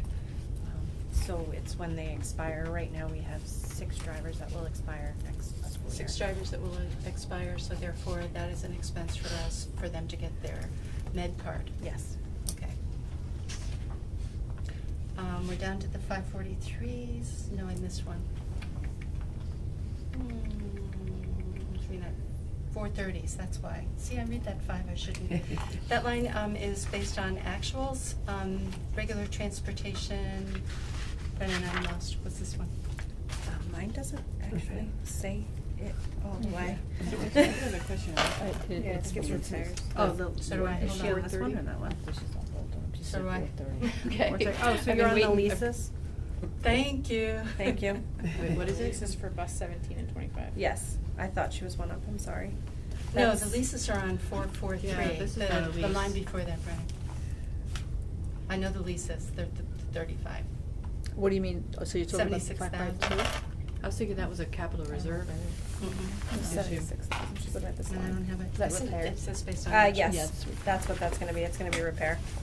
Thank I'm you. like, what's so high? That's repairs? Thank That's you. repairs. And this is the one where you actually did what each bus went in for? Those Yeah, sheets I that you keep a did? maintenance log on Every single bus. bus and how much it costs. And that's why I have the note based on actuals, because Yes. you actually went back You and can did actually all see of which those. bus needs the most repairs. Which Yes. bus is costing us the Yes. most, yep. Yes. Okay, the next one is the leases. Great job. And that was, we have only 2 leases next year. We had 3 this year, 2 next year. So we're under budgeted this year, and we're perfectly budgeted for next year. Plus 17 and 25. Yep. 552. That's insurance. It's zeroed out. Yes, Okay, for so, sure. Primex is not, split out their bill for property liability, which includes the buses. So it was all put to property liability versus splitting it here. Can we adjust that? Are we going to make an estimate? I don't know what number to put in there because they don't split the bill. It's all comprehensive. It's all included in the cost of the property liability. Because buses are considered property of the school. So that went into Joe's budget, that amount? That's correct. Okay, so it's That's not part- split that's out of that correct. number in Joe's budget. Okay. Next one is travel, and that's travel to the NHSTA, New Hampshire School Bus Association. 400 miles. You can see supplies. You know, I didn't realize this when Brennan was talking to me, but this includes fluids like oil. And it includes cleaning supplies. It includes first aid kits for the buses and cleaning supplies for the buses. So I'm surprised it's that little, 1,400. The next one is fuel. And again, this was based on actuals because she actually tracked it for 6 months. We didn't run the special ed routes last year, so there's a little bit of estimation in there, but it's largely based on what we used and anticipated increases in prices. Okay.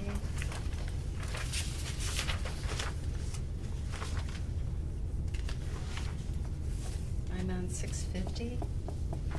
And this some? I have a question back on those, on the fuel. We don't anticipate prices to go up? Like when Joe did his, he added on the gas, Did you want 5%, 10%, whatever. So I didn't start until January, so that's when I started keeping track, and Right. I took what we had spent and I times it by 2, which was 46,000, and then I added 10% because I didn't do special education last year, Okay. which actually came out to under the 52, and then we decided to keep leave it it at the flat. 52 because we didn't run special education last year, so it's Okay. kind of a guessing game. So it still gives you an increase Okay. of what we It says- actually Is that spent. It says anticipated increase in price. Okay. So now I'm on page 3 of 4, and at the top it says 650 is software, and this is the GPS software for making sure we know where the buses are. The 700s are for equipment. Brennan budgets for 1 radio, 1 camera, and SD cards for the Cameras. cameras. Thank you. No walkie-talkie or radio or anything. I didn't budget for that, and I also budgeted for 1 GPS. Okay. Questions on that one? And then dues to belong to NHSTA, School Transportation of America. I just made that up. So that ends regular, and as you can see, it's fairly flat.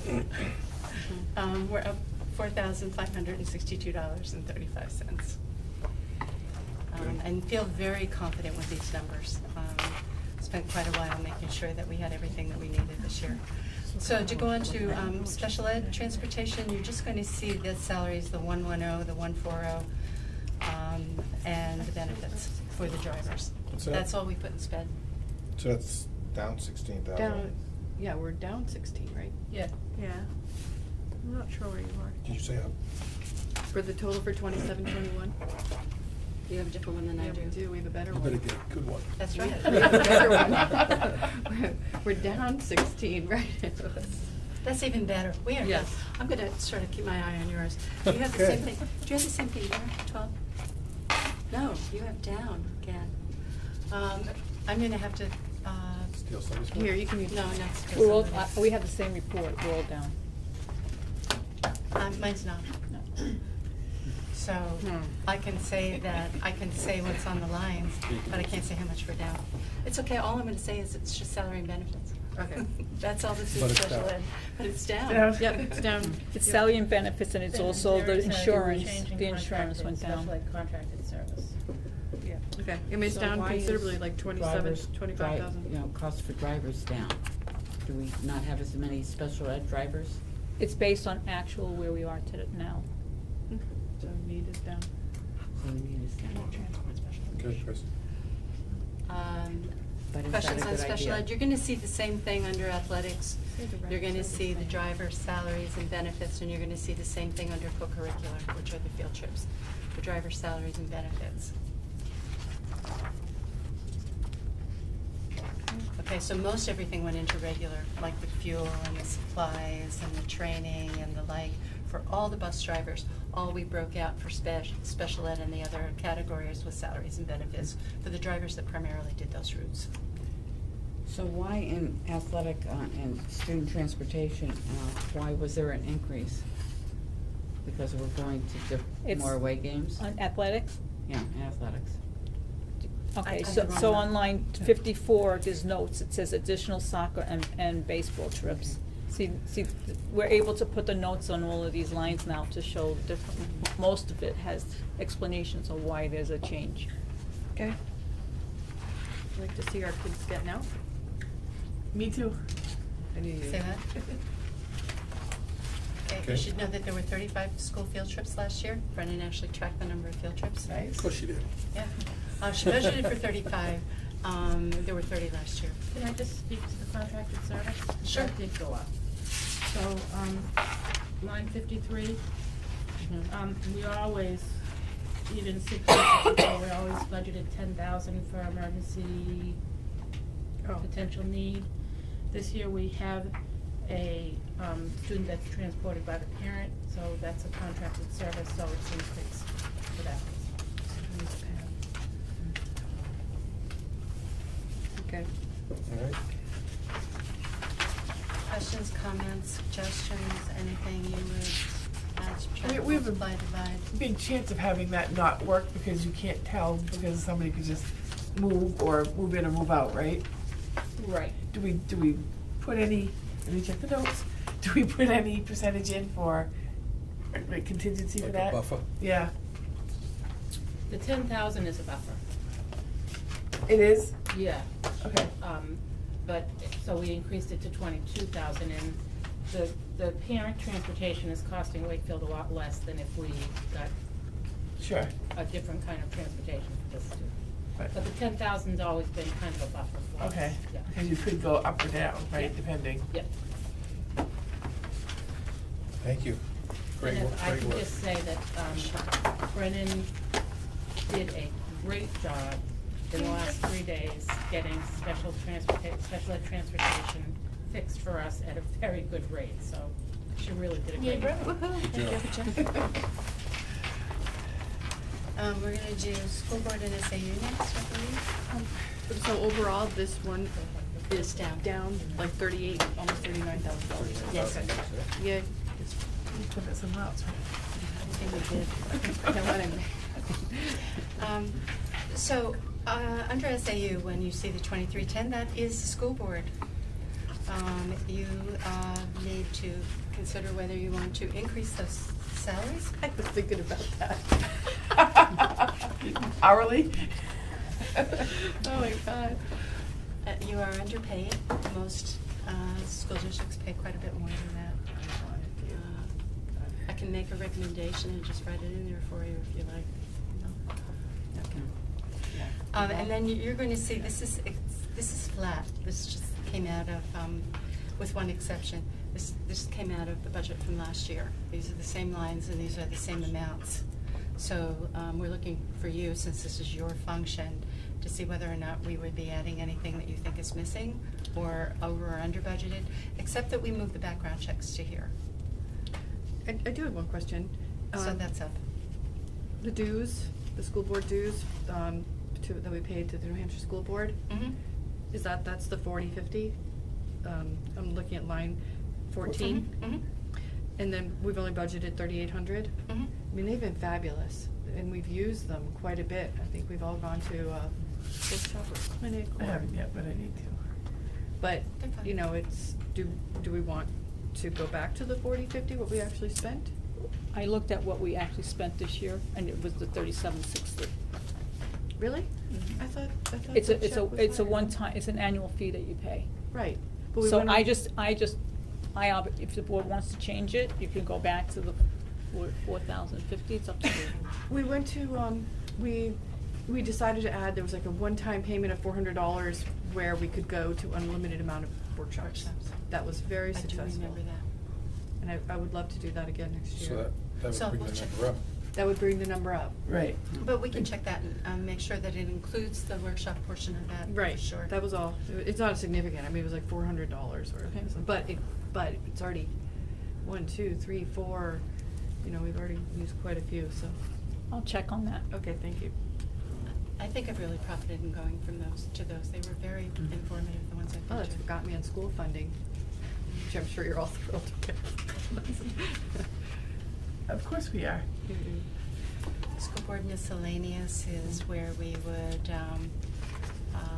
recognize people if they needed to be recognized, food, sometimes for some meetings or something. Yep. Like the Are we gonna negotiations meetings. We're gonna recognize less than half as many people this year as we did last year?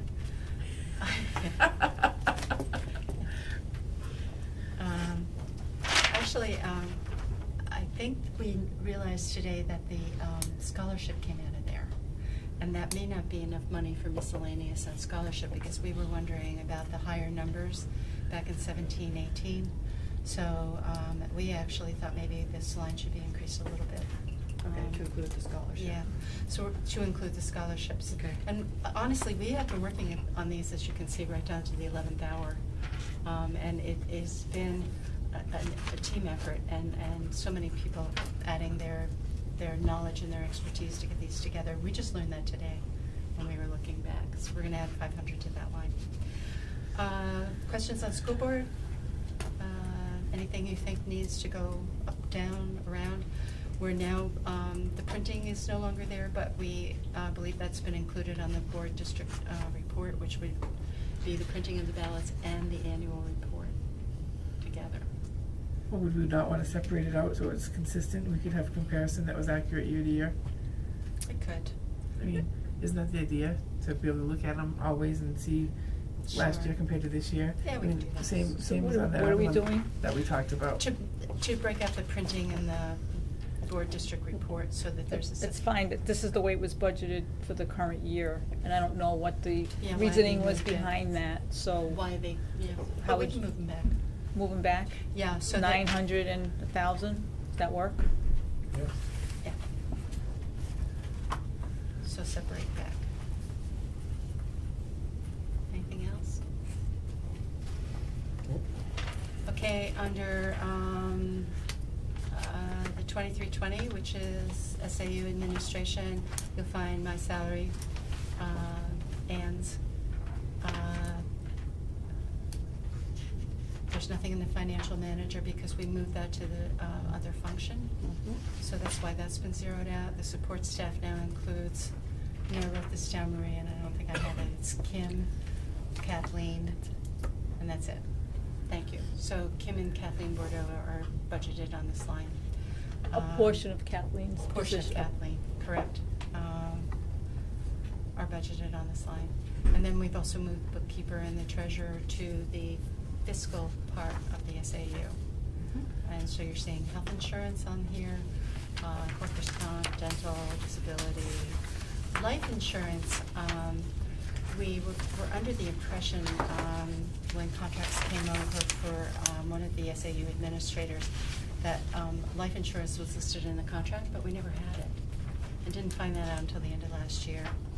So Marie has costed out life insurance, and we will be putting that in. It's $1,300. That's about $1,300. Yeah, to cover SAU staff, so you're gonna see that line go up. And again, we just worked on this morning. But Actually, there's I met also with a the line coming out. I met with the person yesterday afternoon who came in and gave me the quote. Okay. Right, but we also have a line that's coming out, but I'll get to that. So you're gonna see FICA, you're gonna see retirement. There's a retirement for administrators, there's a retirement that's been zeroed out because it's been moved along with the fiscal people that have been moved out. The line that we're eliminating is the office and administrative services. That's where the background checks used to be. And we've moved them to the school board. So this is gonna take a little bit of massaging, but there aren't large changes that we're making. Why would you move it to school board opposed to administrative services? I mean, it seems like that would be the it really, can I speak? Go ahead, of course. Actually, that line was, we looked at again today. Yeah. That line was just incorporated for this current year, but we looked at actually where the background checks was going into miscellaneous. So we just wanted to capture what the actual cost is for the background checks. So we wanted to put it appropriately where it's going. So they were always in the school board, but they were being paid out of miscellaneous. So as you can see, this got moved for just 1 year. We're gonna go back to the way it used to be, where they were in the school board, but we're going to put them on a separate line. Because there's never enough budgeted in miscellaneous. Conferences and courses. There was a larger number on this line, but again, when we separated the fiscal side of the SAU from the other side of the SAU, we split those funds out. And we generally are able to, at least on the non-fiscal side, use grants whenever possible. So we feel we're appropriately budgeted, and some of that should be in the fiscal pieces. Professional development is for SAU staff. That would be for support staff. If there were conferences or things that they should go to, sometimes they run I4C training. That might not be a cost, but there might be some other things that are pertinent to their job that they would be going to. The auditor's been moved. I'm going to go back to line 32, technical services. Mm-hmm. You see that there's $87,000 that was budgeted there, or we spent actually $87,000 in 18 with a budget in 18 of $56,000. We looked at the budget and couldn't understand why that line was zeroed out. So that line was never, no money was ever, even though we spent $87,000 in that the prior year and we had a budget, that line was zeroed out in the current year. So you will see money was budgeted for next year in the fiscal services line. I just want you to be aware that that line was zeroed out for some reason. Everybody? Sorry. No, I skipped it. That's fine, thank you. The auditor was also moved. Maintenance agreements are Tyler is our financial software. No. I had the note. That's for the Tyler's in the 2510. Used to be our Oh, financial. I'm sorry, sorry. No, I missed the used to be. Used to be Tyler and is now not there anymore, and we are only budgeting for Conway and Coast copier maintenance. Okay. Maintenance renovations has been zeroed out. Copier lease is for the SAU copier. We are going to be looking into that because we are on the last year where we are offered a buyout or a new lease on a new copier. And Maria's just started to look into that, so there may be some changes there depending upon what the numbers come in at. Postage was zeroed out because Paul's school has a postage meter, and that's always where the postage has been charged for letters going out. Advertising has been increased though based on actuals. We now advertise in more places. We often use Indeed. We sometimes use the local paper, where before we were just using EdJobs. So that has gone up. Tuition. This is a line where you'll see in FY18 budgeted there's $3,000. That was Wakefield's portion for the Gaffney Library. The person who was here mentioned $6,000, but that was always a split between Wakefield and Milton. So if you wanted to put money for the Gaffney Library, this would be where you would tell us to do it and how much you would want us to put in. Didn't we agree to do that? You did. Yes. The number that you're looking at is? 6,000. 6,000. I'm going to increase that because we agreed to pay the testing fees as well, and I'm not sure that that would come out of that at $100 for every student who takes the high-set test. So we'll probably look at $6,500 to add to that line. Does that sound good? Is that enough? The 5, is there just going to be 5? It Yeah, seems like they're taking on more. I only know of one last year, and I'm responsible for them and for paying for the testing. When they elect not to have services through the Spalding Adult Over Education or some of the other programs they have at Spalding, that's the only way that we become responsible for that testing. They actually have to withdraw from Spalding, and I know of only one child that did that last year. Travel, speaks for itself.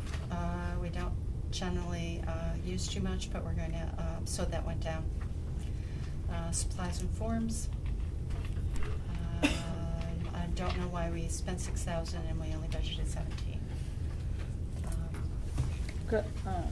It may have been moved, some of this was moved to the Moved to financial. financial. Yes, so Thank you, you're a right. lot of these, a lot of the things that were in the Uh-huh. SAU was split because that line was now divided between two function codes. There's some on there for software, a small amount. Again, Marie, I don't remember that we actually have one on the SAU, the 2310 for software. 23. Yeah, I'm online. Oh, yeah, that's for these, licenses for. Adobe and. Yes, and. I thought that yes. that was down, yeah. So you that's know for what, I the, have the that's note in for wrong the, place. that's for the, because we You're right. segregated the staff at the SAU. You're so right, that's- I had the note in the wrong place, I had it down below. That was for Adobe and Office. Nothing in there for, there's a small amount for networking, if we might need a mouse or something that we needed to replace. And then dues and fees are to the professional organizations that we belong to. The replacement computers, is there any money in it? Do we, I feel uncomfortable leaving that, The replacement computers and networking? yeah. Well, we are doing 3 replacement computers for the SAU through the expendable trust. Yes, but leaving that at a zero amount, are we sure that what we have won't need replacement? We have an inventory from Mainstay, and the next ones would be coming out in a couple of years. So they're comfortable with what we have already? If I wanna see if there's anything on the 2510, sorry, because we moved things around.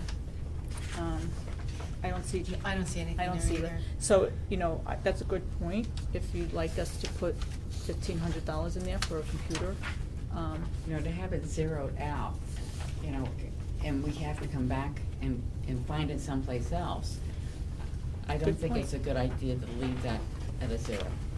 Did you suggest 1,500? Yes. We Thank will do you. that. Yes, thank you. We hope we don't need it. And We hope everything is going to 1,500. run really, really well. Do what we need. So we were on page 2 of 4, we're now on page 3 of 4, and you can see the total for the 2320 function, the SAU administration expense for the non-fiscal services, which is up 1,465. Could be up a little bit more than that when we add the Gaffney in and some other pieces. Okay, going to fiscal services, again, the 100s are salaries for the business administrator and the support staff. The support staff are now, both the 2 support staff people that we have working in the fiscal services are now budgeted here. As well as a portion of Kathleen's. And then the other portion of Kathleen. So this is based on the actual salaries. Health insurance, it says see budget book on a lot of these. We do have a health summary for how many plans we have by function. And I don't know, it's going in this time. You don't have it in your budget book next. It's not. I believe Okay. I have it, but I Okay. asked for them back to put those Okay. in. So when it says see budget book, you'll be able to do that. We'll pass them back out to you on the 20th, earlier, because we'll have them the week before. So you'll have a completed budget book and a line item budget. Good gosh, Marie, next week. So you need all the Holy budget books moly. back? Yes, please, so that we can complete them for the board. I know I have 2. If you didn't, drop them off anytime, it'll be fine. Okay. And Yeah, we'll do it. complete them and get them to you a week before the 20th, so that you'll have everything complete. Why is the business administrator salary less in this category than it was in the old one? Because one was for the former and one is Yeah. for the current. But we don't wanna leave it up there? I'm sure Marie would love it if you left it up What? there. Your Sorry, I salary. didn't hear what you said. The salary, she was asking why the salary was different for the business administrator. You talked about an adjustment that we did make. Her salary is actually lower than what you're looking at, and we Okay. have increased it. Right, I just wanna make sure I was clear. Yes, I understand why you asked now. We have salary and benefits. Remember, the contingency line was what you were talking about. We made some adjustments to salaries with the personnel contingency. The board also talked about a pool for unaffiliated staff, which you said we should put in a contingency line. So that line is going to come back. Right now it says there's $1 in it just to hold that place. But that was rushed at the end of the meeting. You were talking about what number you wanted to put in there for a pool for unaffiliated, but also as it was high. You were talking about putting $50,000 in there. That was above the recommendation that we gave you at 3, 3.5, and 4, and it was kind of at the end of the meeting. I just wanted to check back and make sure that you're comfortable with that number. I don't remember. I don't either, I don't remember deciding it. I don't I remember remember. thinking the percentage was high compared to everything else that we've been estimating and negotiating. Want to hold on that and we'll bring it back? Yeah. Okay, That's okay. that's fine. Not a problem. We'll bring back our original recommendations and see where we are. Yep. That's good, I'm glad. Health insurance, it says budget book, see budget book, see budget book. Those are for the employees that are on fiscal services side of the ledger. Professional development, remember we said we were gonna bring some of that over for the business staff. And also conference money we brought over, also for the people that are working on the financial side. The auditor is now here. And now the maintenance agreements are, Tyler, our financial software is now budgeted here, where it was formerly budgeted on that very large line in the SAU. I'm sorry, in the 2320. Supplies, software, also Tyler, we will not get to the transition to the new software. We still desperately need to do that, so that will be next year. And dues and fees to professional organizations. So this one is up. On the auditor, Mhm. it's flat. Mhm. Do we know that will be the same amount? It was next- pretty close for last year. Will this cover what you have in here? Would it cover any costs that might No, happen? I believe we're good.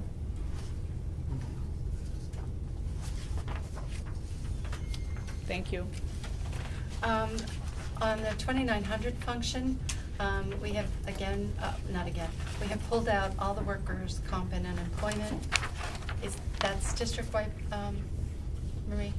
The workers' comp and unemployment? That's part of Primex. Right. And the superintendent and I looked at it, Mhm. and you can see the huge discrepancy here, based on actual versus what was budgeted. Workers' So you're comp. looking at line 63 and line 65. So what was happening, at least last year, a percentage was applied to everybody's salary, so everybody had a percentage on each line of their salary. And then it did not make sense when we actually got the invoice, how that was computed. So it was decided it's best just to have it showing what the true cost, what the true invoice is, instead of trying to apply it to everybody. Because it's much easier to see it in one place. This is the cost for unemployment, this is the cost for workers' comp. And it is a benefit. It's actually gone down. Well, that's what I'm saying, that's why we thought it was the best way to do it, is to have it in one line, instead of trying to appropriate it to everybody. So it's not a percentage of your payroll overall? It is, but it's also based, not just payroll, it's the profession you're in, for workers' comp. Different categories, right? Yeah. But wouldn't it go up based on just basically, cost of living raises that will happen and? This is the actual invoice that For we get last for year, next, right. for the coming year, that we got from Primex. So this Okay. is the true this is the rate that they gave us for 20. Okay. So that's the true cost. That's the cost. Yes. We're gonna match out even. Yes. Okay. And so Primex is good about giving us that information now, so we have it for the budget for Primex. And if our payroll went higher than they expected, would we have to pay more Yeah. later? Yeah, well, yes. Yes.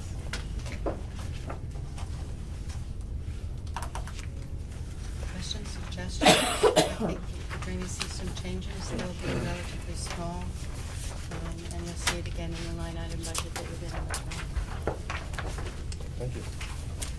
Special ed, the reason why you didn't get this one in advance was we wanted to take a look at it again, and make sure that the numbers were as accurate as possible. There's somebody here that sees it. Sure, you wanna, pass these out and, shortly without me? Sure, and did you want me to go over the special ed report at all, or is that not in their budget book at this point? Can you actually just, There's a review couple of that things I'd first like to page? review the first page. They don't have a copy, but I can. Actually, I might be able to, pull them out of here and then recollect them.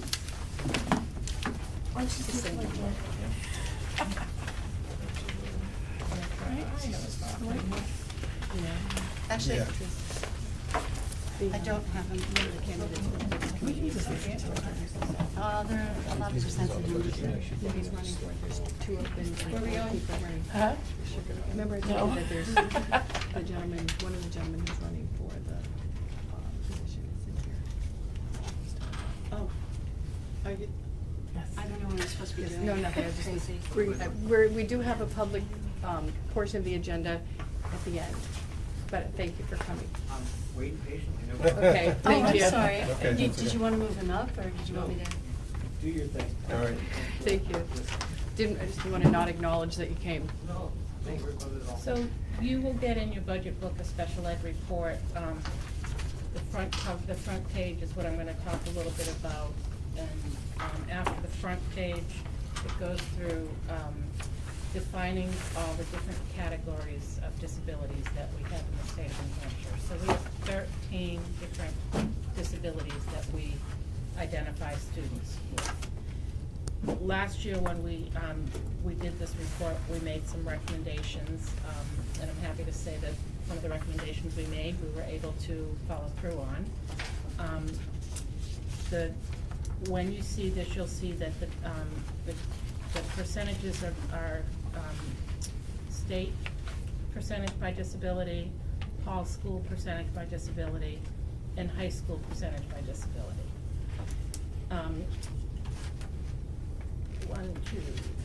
4 of our categories, which were autism, emotional disturbance, intellectual disability, other health impaired, have increased by 6.1%. Those are all the disabilities that fall under the neurodevelopmental disorder that I talked to you about last week. So I think that's significant to just help understand the increases we're seeing in our budget. The Paul Elementary School speech and language disability was decreased this year by 1.7%. That was one of our goals last year. We felt like we were over-identifying students in the category of speech and language, so we have increased that, which helps me in thinking about some reductions I've made in the budget. The other category that we really wanted to strive to try to decrease was developmental disability. That's a category that an identification we give to a child who's usually between 3 and 6 years old. They can hold on to that category until they're 8. But once they're 8, if they still show that they're showing signs of disability, we have to re-evaluate and determine a different disability. So developmental disability is for the really young kids. It's based on a student that has more than one delay, like a delay in occupational therapy and a delay in speech therapy, and they're young, and it's hard to determine what's really causing the root of the disability, and so we give them that developmental delay category, and then we work with them and hope that we can move them out of special education, and if not, by the time they're 8, we reevaluate to look at. And we were able to decrease that by 3%. So we met that goal, which was really exciting.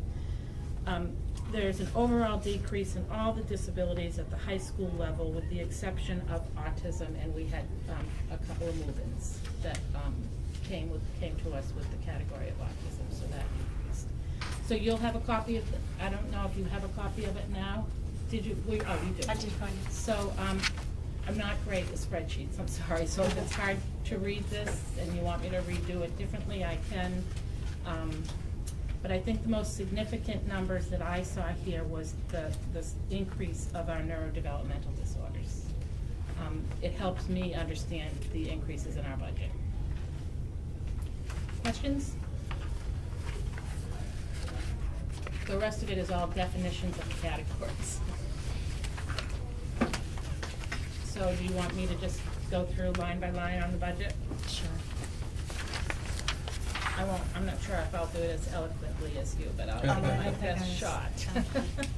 And I do apologize for hand delivering this, but there were some discrepancies in numbers. The last time Chris and I were together, I was not comfortable with the numbers, so I did a lot of data diving this weekend to really look at our IEPs. Didn't have a chance to talk with Chris about it, so that's why it's being hand delivered. But Chris and I had a really good conversation today about the numbers and the cuts, the decreases I've made. And very thoughtful. I think looking at it again, Ann, and finding the ways that we could make the kids' services better and still save money was fantastic, so. Thank you. We were much higher than what you're seeing for a bottom line. We were much higher than what Much you're higher. seeing today. Yeah. And just an awesome job in making it happen. Go ahead. Okay, so actually I'll let Marie or Chris speak to the salaries, because that's not really the salaries are just flat right now. Well, you could speak to changing the individual that was a teacher. Right, so our special ed coordinator has always been in the teacher line, and we are moving her out of the teacher line and giving her the title of student service coordinator, and I will be writing a job description for her. A big reason for that is, and she was 50% in our IDEA grant. Big reason for moving her out of the grant is because we want her to be a part of our evaluation and supervision of our special education staff. And in the grant, she can't. She has to, she can't be an administrator in the grant. The reason for going from special ed to student service coordinator is that we're going to be asking her to do a lot more with regards to looking at data of children, all children, and helping with the, helping us better define the infrastructure of our tiered system.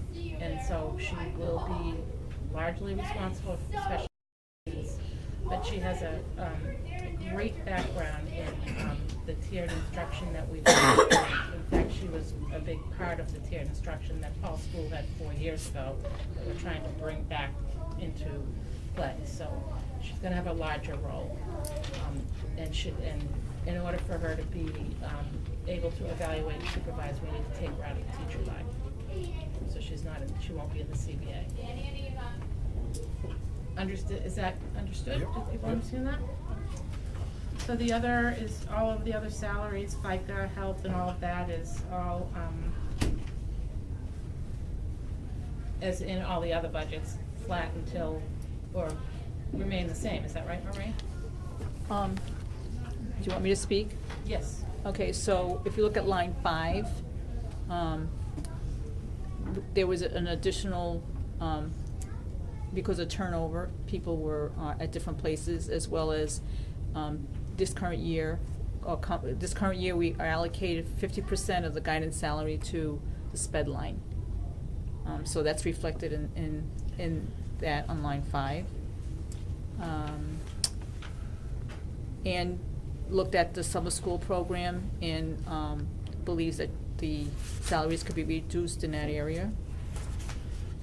There must have been an ABA tutor. There must have been a change in staff from what was budgeted in 19 to what to actual people in our current year. We had 2 new ABA tutors last spring. And those 2 ABA tutors came on with the increase in the identification of students with neurodevelopmental disorders. And then we added another line for other student tutoring, and that was $3,000 That also, I don't know if there's going to be any in the regular education line also, because there are certain students are receiving tutoring services from our staff. And we added that line to reflect that, so we can gauge what that cost is. High school? Ann? Is that high school? No, That's what I'm reading in parentheses.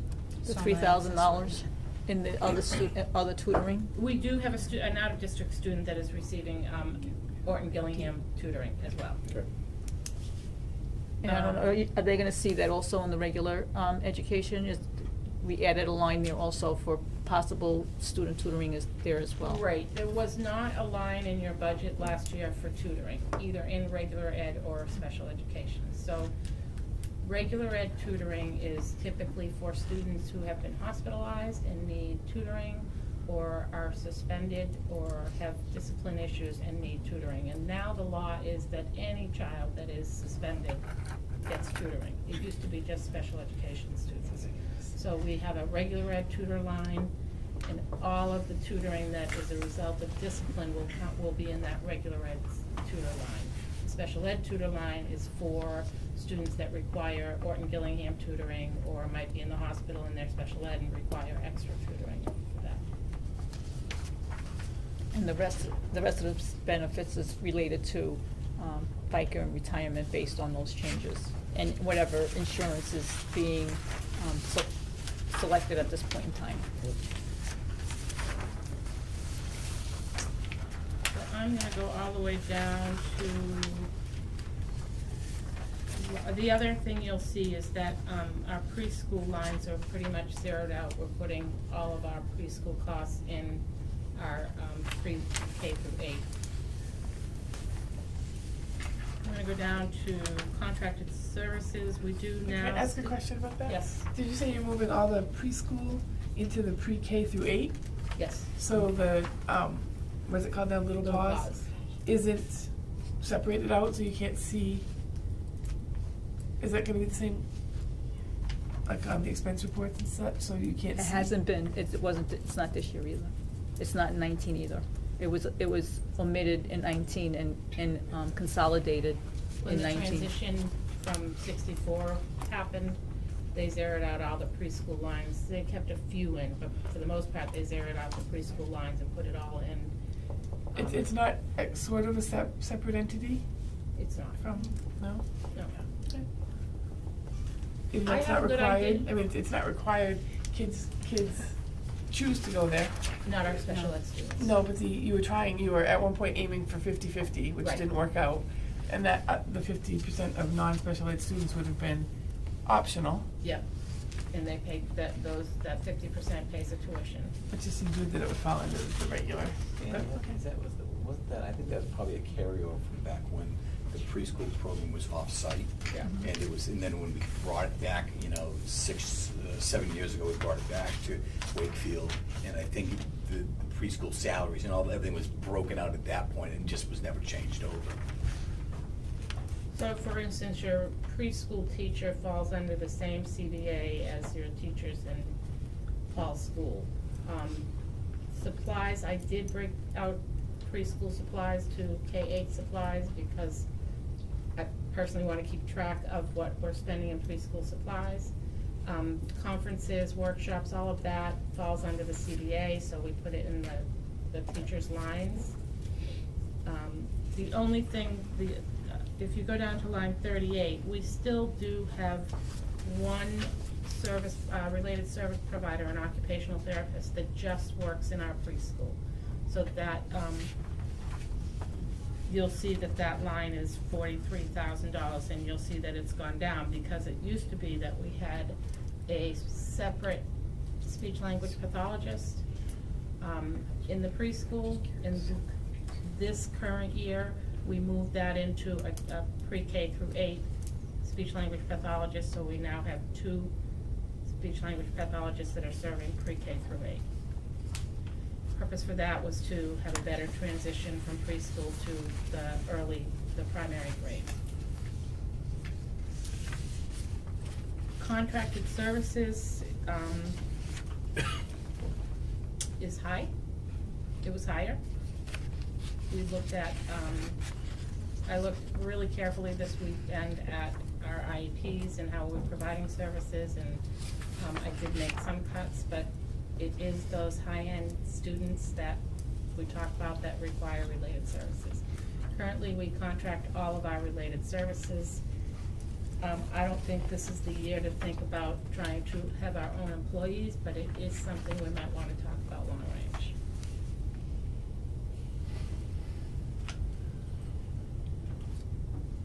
Questions about contracted services? So you'll see the notes are on the next page.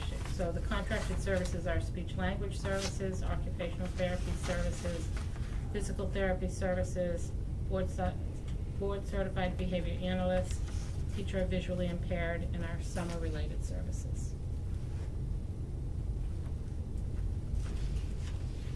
Our contracted services at the high school is just board certified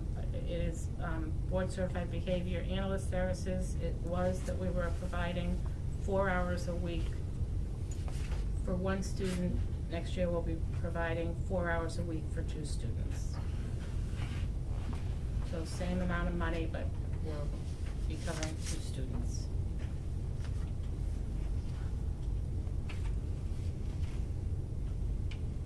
Testing is up a little bit. Testing is, we have a specific progress monitoring test that the Department of Ed requires us to do for our preschoolers, HC, and then we are running out of test protocols, so we think that's up just a bit. SLC membership is actually down, and that's because because of the transition from SAU 64 to SAU 101, they reevaluated our numbers, and our numbers went down. Our membership costs went down. Medicaid fees, the rate for Medicaid fees is 8% of reimbursements. It used to be 9% of reimbursements, but with the new law, we're anticipating more reimbursements, so we kept it at flat at 10,000. Special ed tuition public is services we provide to a charter school and services at Spalding High School, and those are actuals.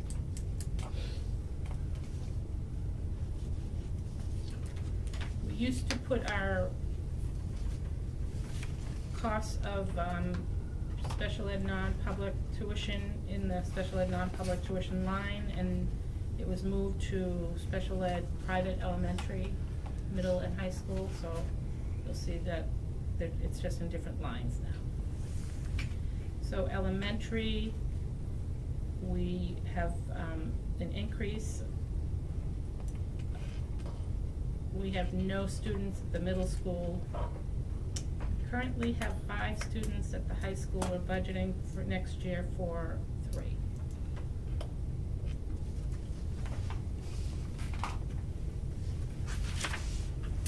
Can I say something about the middle school? Yep. Also to make the board aware that Wakefield School District is considered a K-8 elementary school. There is no middle school, even though there is middle school segregation within the K-8 school. But if you look at the DOE website and all the reporting that is done for the school district, it's a K-8, which is considered elementary. And so I had asked Ann if there was a specific reason why we had to label, have monies put in, budgeted for middle school. I thought maybe because it was required that if we sent students out of district that actually went to middle school, we had to reflect that in there, and that's not the case. So just wanted to, there was some things that you would see that was budgeted $1 in the middle school, but this is not considered a middle school district. I have a question. Is this part of catastrophic aid that we get so much money reimbursed by the state?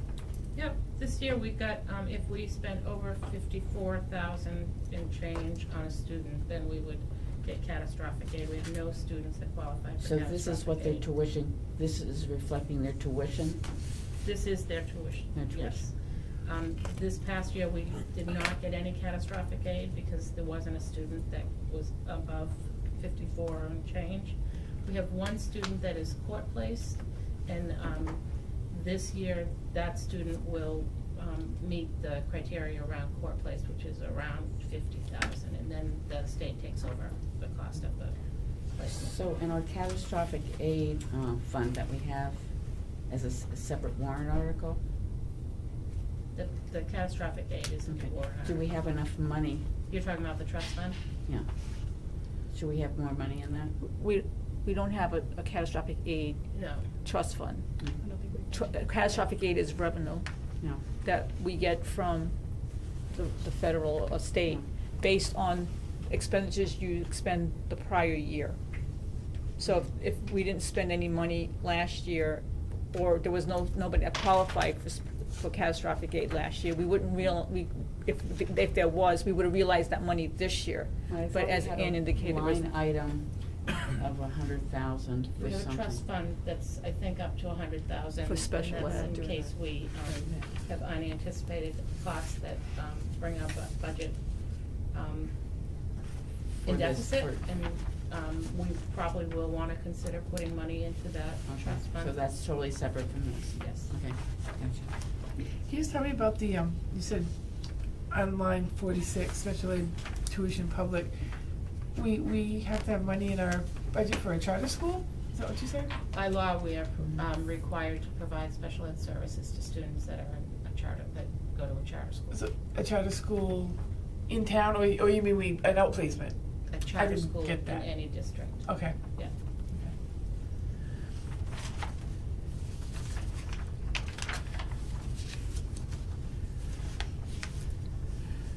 Special ed travel is primarily used for case management duties of out-of-district students and high school students. When our Amy is the one that goes to Spalding to oversee IEPs at Spalding. So we pay them all that money, but they don't cover all that stuff for us? Seems like they would, huh? What'd you say? So we pay them all that money and they don't cover that stuff for us? And they have a whole special ed department, right? So we have to still. We have to LEA, which is called, LEA stands for Local Education Agent. Okay. And that's the person that signs off on the financial responsibilities of special education, and you want someone from Wakefield signing off on those financial responsibilities. So we always have an LEA at Spalding IEP meetings. They actually have to by law. They do by law. There are students, so we have to be the fiscal, be fiscally responsible for their placement.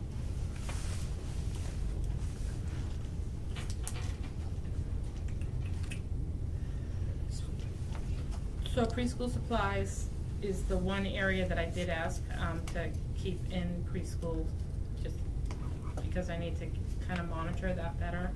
Our K-8 special ed supplies, in the past it's been broken down by K-6 and then middle school, and this year we're just gonna put it all in K-8 supplies.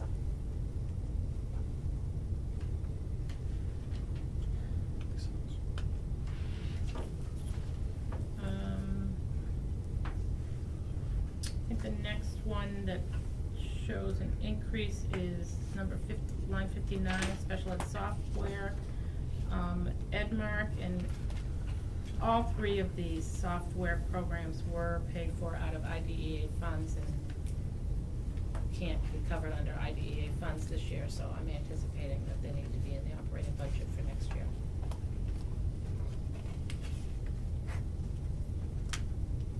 Special ed new equipment, kept flat. This is the one, line 62 is the one Marie was discussing. So special ed other equipment middle, for some reason there was $1 in there. I put 5,000 in for this year, and it has this percentage that I don't understand at all, but that line is gonna move. The $5,000 is student driven for shades for our classroom. Special ed dues are for this student service coordinator, and myself. And that's it. And you'll see that it is up by $196,000. But half of that is actually in the contracted services. It is in the contracted And the services. rest of that is largely in an increase in ABA tutors. And you explained that at the beginning, saying that we are looking at really more intensive needs of Right. students when they're identified with a neurological impairment. Right. So it matches what we're seeing in terms of the kids we have. We're already over budget from last year. Yes. Right now, anyway. Yeah, we So, are. I mean, it might show that we're over, obviously, but we're actually over the budgeted amount anyway. Yeah. By a considerable amount. Right. Right. Then the final number that I have, if you were to consider the partner classroom that I discussed with you last year, when the budget's offset, would be an increase of another $70,000. Thank you, Ann. Good done with that. New business, information, gifted and talented program. I did some research on different programs. I've been in 3 other New Hampshire districts, and they all address gifted and talented in different ways. So I tried to give you a sampling of what you might see in a gifted and talented program. And some of them are kind of pullouts for creative problem solving to unfamiliar with their destination imagination. We had that in, what, 3 or 4 years ago? Mrs. Soul did it. What's that? Mrs. Soul did it. And another one that I'm familiar with is Odyssey of the Mind. So that's one way of looking at a gifted and talented program. Sometimes they're pullouts during the day, sometimes they're an after-school activity. That's just one piece. The other one that I'm actually familiar with is the Center for Talented Youth, which is, yes, out of Johns Hopkins. And it looks a little different than what I used to remember, but you take, usually 7th and 8th graders take PSATs. And if they, yes, that's how I remember it. And then if they score high enough, they can be offered really great opportunities for summer work and other types of activities during the school year with people who work with gifted and talented children who score high on a test like the PSATs. I also think we're really missing the boat not using VLACs more. I think that they do have some interesting electives for kids and some advanced courses. And if you are a New Hampshire resident, it doesn't matter if you're enrolled in a public school. You can enroll in VLACs for whatever course you want. You don't even have to do it through the school. You can do it from home. And there's no charge to New Hampshire residents. So I think we underutilize that, and perhaps that's a way to give students some courses in areas that might engage them, but we don't necessarily offer as electives. And that could be at home, after school, with a teacher or without a teacher. But you always get a teacher with VLACs anyway. It comes with somebody who guides your work. And I think those were the other ones that I put in here. So Are we gonna put something in the budget for that program? that's what we're here to talk about. Oh, okay, sorry. I thought you were moving on to something else. Did we find any grants? Actually, I attended a session in one of the PD workshops I was in last week where we can use the Title IV grant that Ann and I have been talking about completing. But you can use it for a lot of things we would like to have. One of them, though, is STEM, which is another way of talking about gifted and talented science, engineering, and math. And I thought I put something in here about Project Lead the Way, which is a really top-notch, the kids that are gifted and talented in the sciences or engineering. It's a fantastic curriculum, which is really focused on the hard science. And so I would also include that in possibly a gifted and talented program, and that we can perhaps fund out of the grant. Not the whole thing, the grant is small, and the curriculum is expensive. So we're looking at perhaps doing that. Not sure yet. What were you thinking in terms of what direction we should go in? Identifying like the need the would be mind, good. or Destination Imagination? Should be. Well, we had the Destination Imagination, and should you do that for 1 year? Two, Is it 2? Maybe 2. I'm not sure that it went spectacularly. I don't know why it stopped, but. So I'm not sure, I just have personal experience with it, and it seemed a little. but what we talk about, you know, looking at Project Lead the Way, Sure. looking for a dollar amount to possibly put into that. If we're looking at something with, if it's once a week, you know, after school, if we're talking a little pull-out, you know, in the classroom, it'll be a salary and supply, really. right, and I'm not sure the direction that the board, particularly you, Jen, would like to move this. Is this a pull-out that we do during the day? How would you define gifted and talented? Is it, because you could go in a lot of different ways. I know with pull-out, there can be problems with the kids. I personally had a kid that was in a special gifted talent program.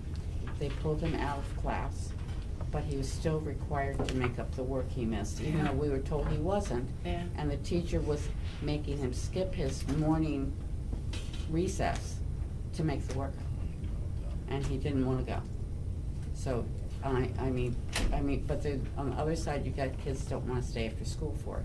So, you know, you've gotta balance, you know, the administration will have to come up, what do you require these kids to do or not to do? Because had we known that, I mean, he was coming home in tears every day, and we don't want our kids coming home in tears. You don't wanna put a barrier in front of being involved in a gifted and talented No, program. He ended up you know? not- he ended And up not recess is, enjoying you know, it. recess is a valued time for the Yeah. kids, and Yeah.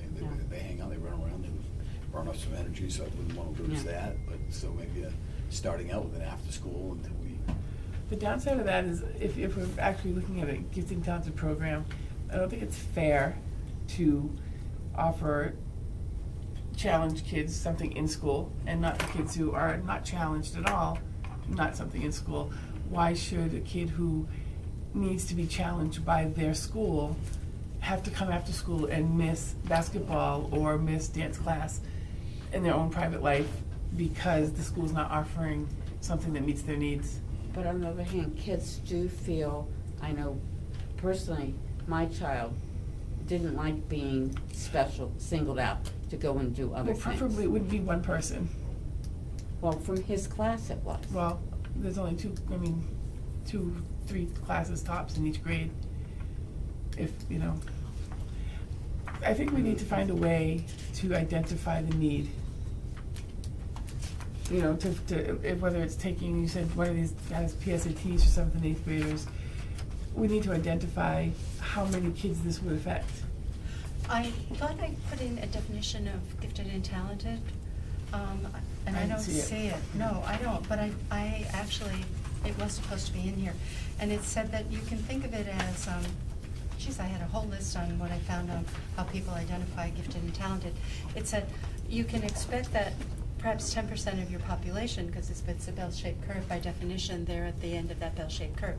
But it said, not all kids, not all areas, not all times in that kid's life.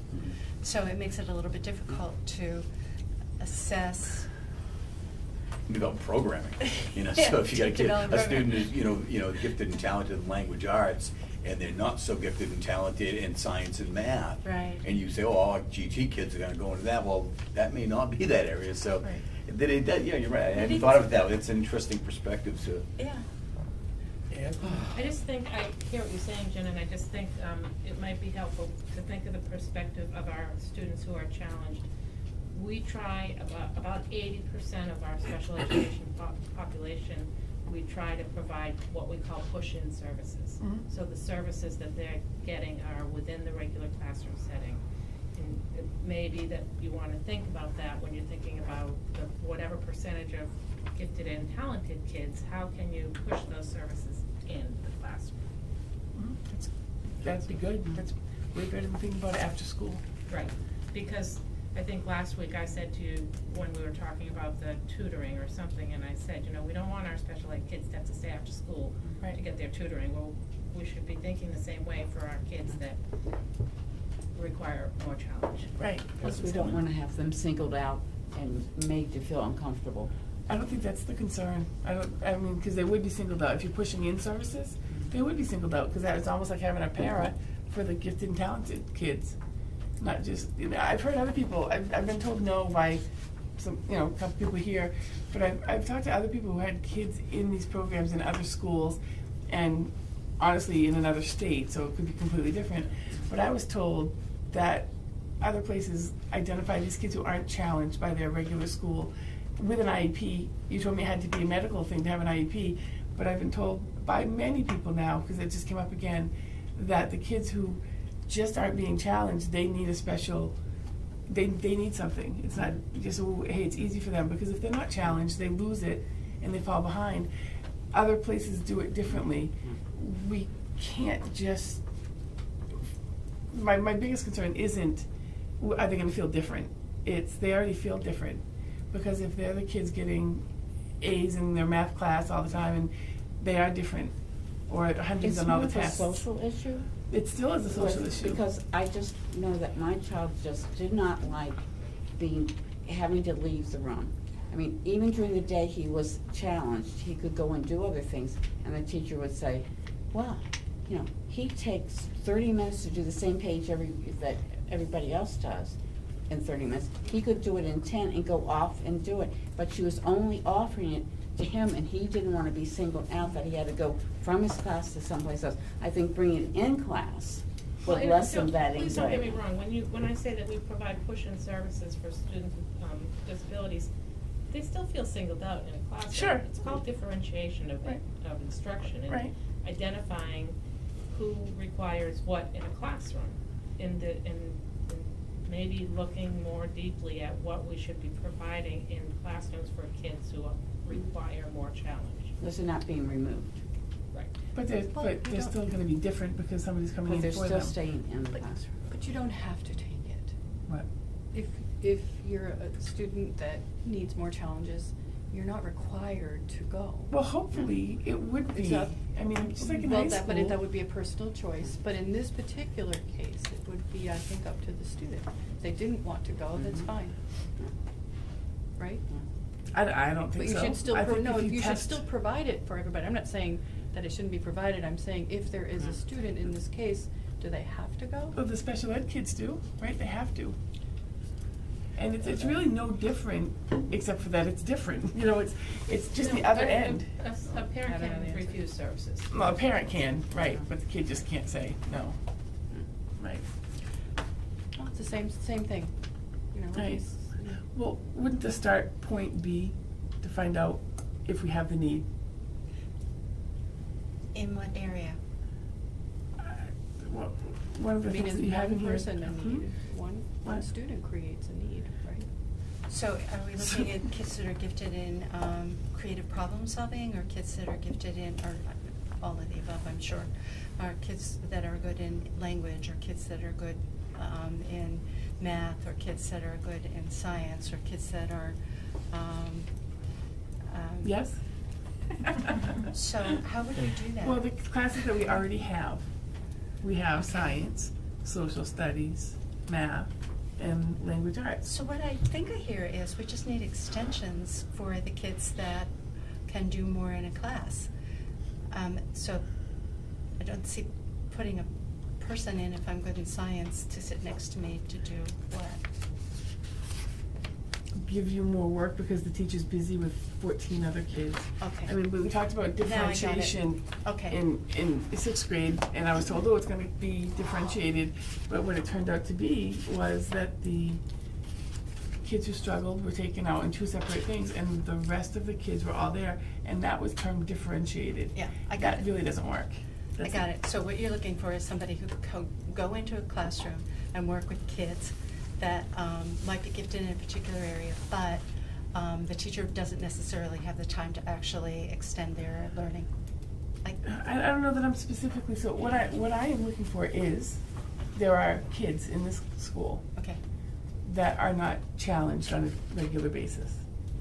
And they need to be challenged because they don't learn the study skills that the other kids learn. They don't learn the things that they could learn because the teacher doesn't have time, because there's 25 kids in class. But this group of kids can't be forgotten because their education and challenging them is as important as meeting the needs of the kids who are at a regular challenge stance or have extra difficulty.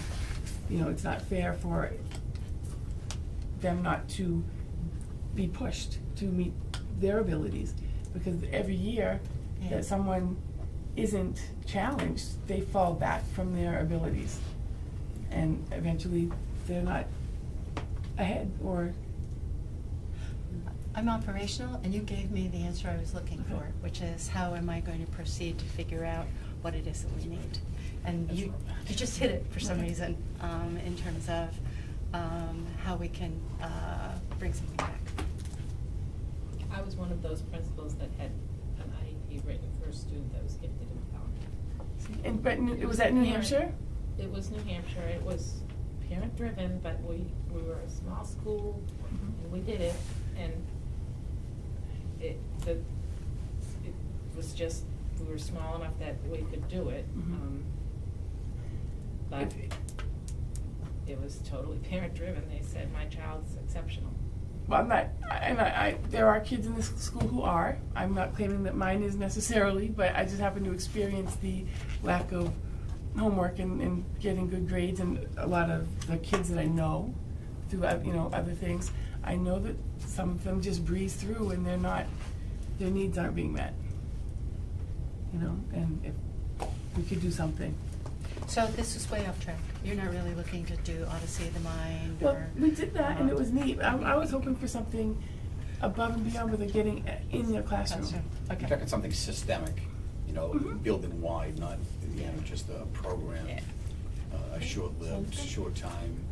Right, so let's say, like, ongoing. what year is it that they do, NHD? no, the, Sorry. I'm sorry, my cold is affecting me, where they, multiplication boot camp. Let's just use that as an example. Yeah, third grade. Third grade. So if one kid gets 100 on that test right away, they shouldn't have to take that test week after week after week. I don't disagree. Okay, so they should be given something, whether they have to go outside the class, someone has to come inside the class, because those kids could go further. And if they went further in third grade and then they get to go further in fourth grade, by the time they're in eighth grade, they could be doing high school math. Geometry. They're going to be doing better, and instead of being slowed down just because nobody has time, it's a problem.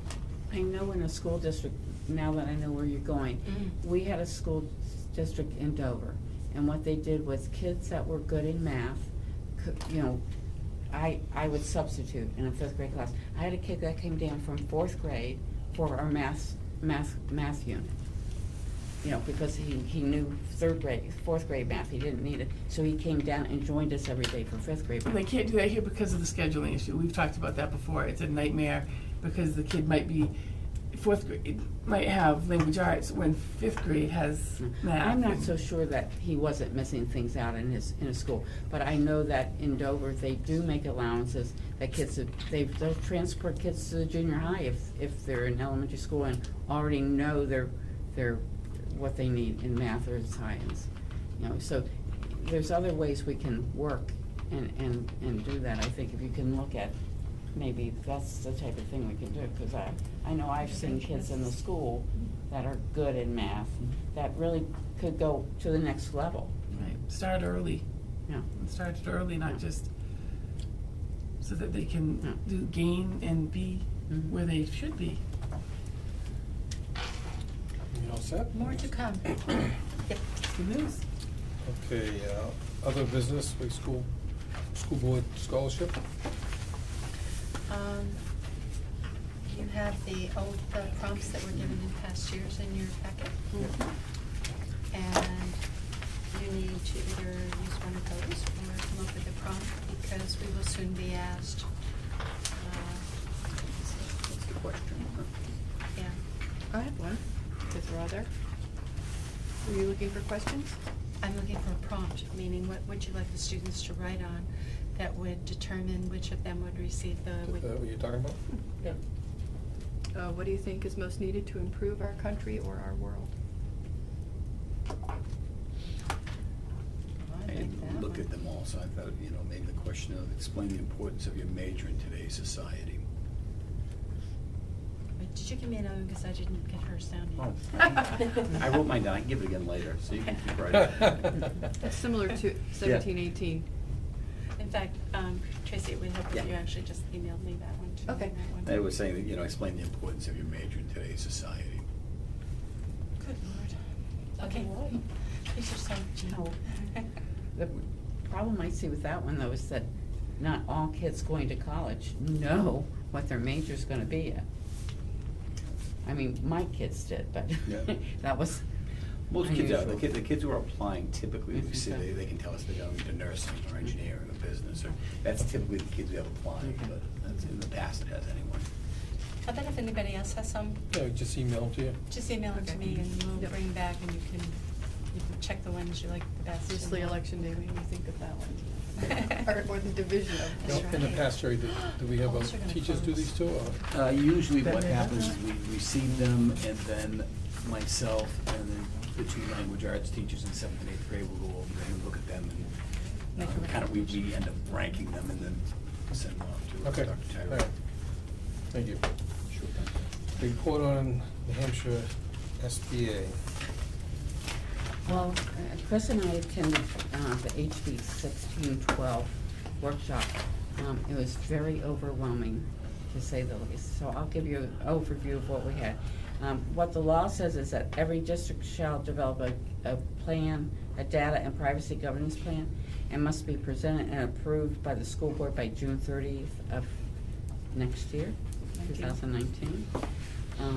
It includes an inventory review of all software applications, digital tools, extensions.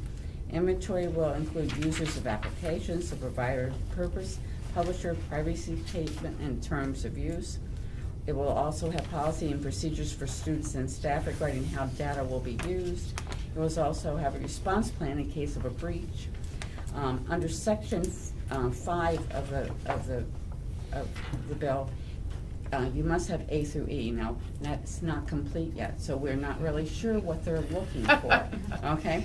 So Have it to makes have it- it, but they don't know what it is. Yeah, and we do have, both Chris and I have things we can look at for that. The workshop stressed that we shouldn't wait to do the inventory. If we wait, we will not be in compliance by the law. In our packet, they gave us a sample inventory that I feel would be helpful for us to start with. It was strongly urged that it's better to have electronic versus physical documents, thus scan and destroy. The example given was IEPs and 504s. Files can be stored and shared electronically. It allows you to keep track of who's accessing those files, plus it would cost less than a paper trail. Then we had 3 presenters. Our first one was Karen Schilling from McLean and Middleton. He stated that privacy doesn't equal security. That was a big thing he kept saying. There's more risk to doing nothing if we just sit on it. He urged everyone to start a risk assessment now. 4 steps to his risk assessment were: step 1 was gather a qualified and effective team, which would include an IT leaders, IT technology consultant, and data security lawyer. Step 2 would be inventory information access. And he said, don't just stop at what the law says, look at what's vulnerable. Step 3 is access risks, like i.e. access laws and encryptions. Step 4 was risk assessment report has to remain privileged, to be obtainable, and needs to speak to real people.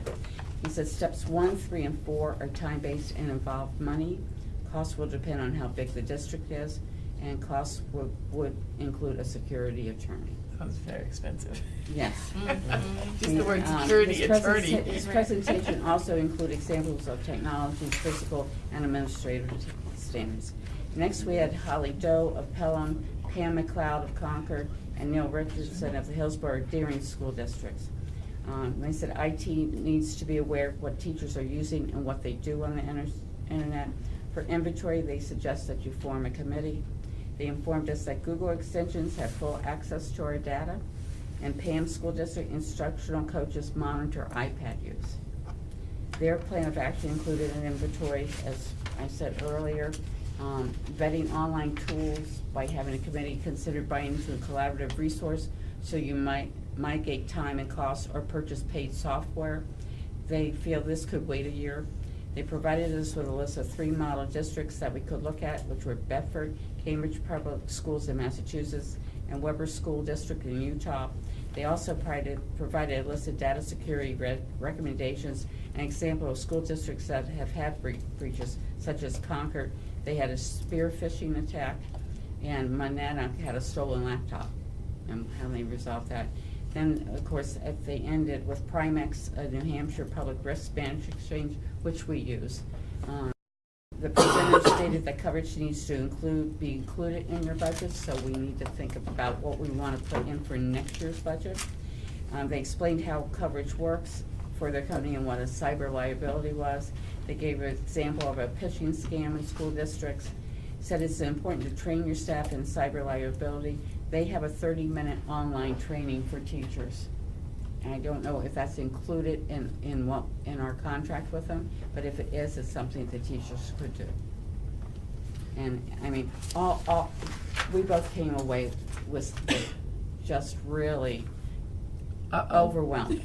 Just and talking to Chris today, you know, I thought maybe the easiest way for a beginning we could start is have our teachers tell us what they're using. Just send us a list. And that way we could see where commonalities are and start there. The one that struck me was the district that was using Fitbits. They were using them in the PE, and that data is actually uploaded, and there was no security or privacy on the data that was uploaded, so they were getting student heart rates and the like, which is privileged information that we, and you just don't think of those things. I think of all the little nitty-gritties. It was like Unfunded mandate. so I can give you that. No, and it's. What are they gonna do with that? It started with the first one. Can't write that fast. I didn't my think heart so. rate. Yep. All right, let's move on. Taping of the school board meetings. Yes, I had an email from Jim Miller asking why we canceled the taping of the workshop. I said, well, I've always in my previous lives never had workshops taped. And he informed me that his contract with the town, so that they were awarded the taping for the the public access channel, requires that all school board meetings be taped. I said, well, I will let the board know and we will. Was there a law somewhere or a rule that goes, you know? He said it had to do with the contract of the town. So I said I was under the impression that the board could decide what got taped and what didn't, and I was told that was not the case. But What we're just to let having you know. isn't that meet that requirement? Right, they were wondering why the last workshop we had. The workshop. We didn't Okay, tape. workshop. Yeah. Okay. We And could- there we was could one research that that. It was after budget the numbers and stuff, teachers, that's why right. we decided not to. Absolutely. Right, With there was teachers. usually But it's they for put on the reasons budget, of. because that was foreign. Oh, that was during school. That was It's a lot. before school. It is. It's a lot, you have to. There was only 2 of us there. All of them, So- right? No, but it was one before because. No, what we would do Chris, is we're she's doing, some central law. maybe our mistake was, we were discussing things that were non-public, so maybe We could have put it in non-public. we should have put it in non-public. That was why they weren't taped. It wasn't because we didn't care if anybody. Right, absolutely, right. So all this time I wasn't lawful. But we'll do it going forward. We'll definitely do it going Or forward. if it's not something that's appropriate, then we'll call it a no. Non-public. All right, Next. public comment. Oh, I wanted to introduce. Go ahead. Is Before I speak, actually, I think you had a comment. Yeah, it's all right. We can cover that. Yeah, cool, so, We'll well, take care of it. I'll can keep I- this super brief, because I'm pretty sure that all of you want to Hold get on out one of here. second. as you all know, there's a meeting, the budget committee has 2 open seats, and Tristan Plummer is, put his name in the hat for one of those seats, and we had a nice conversation, and told him our meeting is here today and the public comment. If you were here earlier, there's a public comment at 5. Well, I. Glad you came, Greg. Turns out some of those Thank things. you, Yeah, I came out- I came thank you into for this. coming. Yeah, no problem. And also, I'm Tristan Plummer. I'm one of 4 people, I think, to my knowledge. It's vying for 2 available positions, so this conversation may be irrelevant as of Thursday afternoon. We don't really know yet. I live on Balch Lake. I'm an educational technologist by trade, so I run the learning management systems of one university right now, but in the past 3 different universities. And before that, I was actually working for the largest educational technology company in the world, which is Blackboard Incorporated. Obviously, if I'm on the budget committee, education's kind of what I do. I'm halfway through my master's at James Madison University right now for education. So obviously, education's top of mind with me. You know, I know that there are some, and Tracy definitely outlined some budget challenges that the school might have. Sounds like it's a pretty conservative budget. After listening today, my head's definitely whirling with all the information, but it does sound like the budget is pretty tight. I come from West Virginia, and in my school system, I actually went to the worst school system at the time in the country. And so, you know, I come from, you know, my mother's a single mom. I was in the worst school system in the country. My mom thought the school system was going to teach me how to read. Surely they have some sort of special programs. And the school was like, well, we don't have any money for a special program. Surely you're going to teach your kid to read. Subsequently, I was just left out. So I was illiterate till the age of 12. And that's a fact. And so I certainly know firsthand how devastating it can be if children are left without special programs in their schools. So that's kind of my piece. So Thank you. Thanks. Thank you Thank you. very much. Good luck on Thursday. yeah, we'll see. Joe, do you have something? No, I'm good. Okay.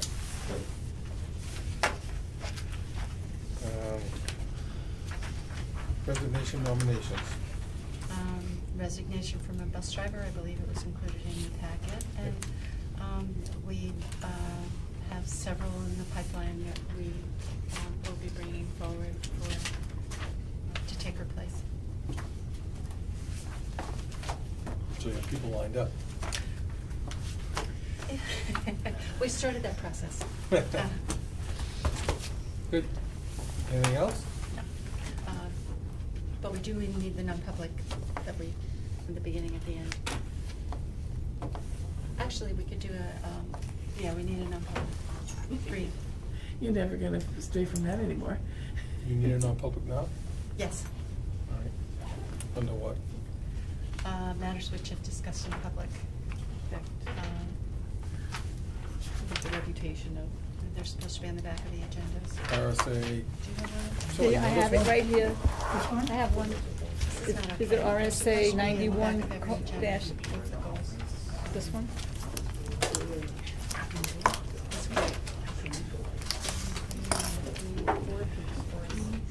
What's this? Is this the non-public under? Is that one of them? No, this is the wrong one. Want me to pull out Noel's agenda? Well, they're supposed to be on the back of every. Matters discussed in public. Priscilla? What? Matters discussed in public. Sorry. But one more. RSA what? B, I believe. B. 91A, 3, 2C, 2D, is it B? I believe it's B. I didn't bring my Okay. packet with me. Yep.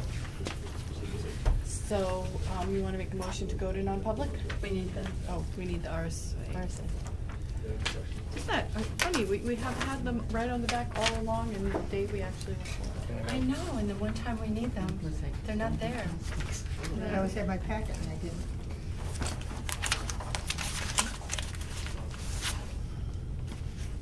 Is it on the back of this one? Yes. It's a little squishy, but it's there. Thank you. This one. Got it. Yes, thank you, it's C. Let's see. Ta-da. Would likely adversely affect the reputation of any person other than the member of the body politic itself unless such a person has no meaning. So moved. Do we have a second? Johnson. Second. Thank you. All in Johnson, favor? aye. Full by. Let I. Macaulay, aye. Motion to adjourn? Make a motion to adjourn. Sandy's already out the door, so motion to adjourn. I move to adjourn. Second? All in Second. favor? Aye. Aye.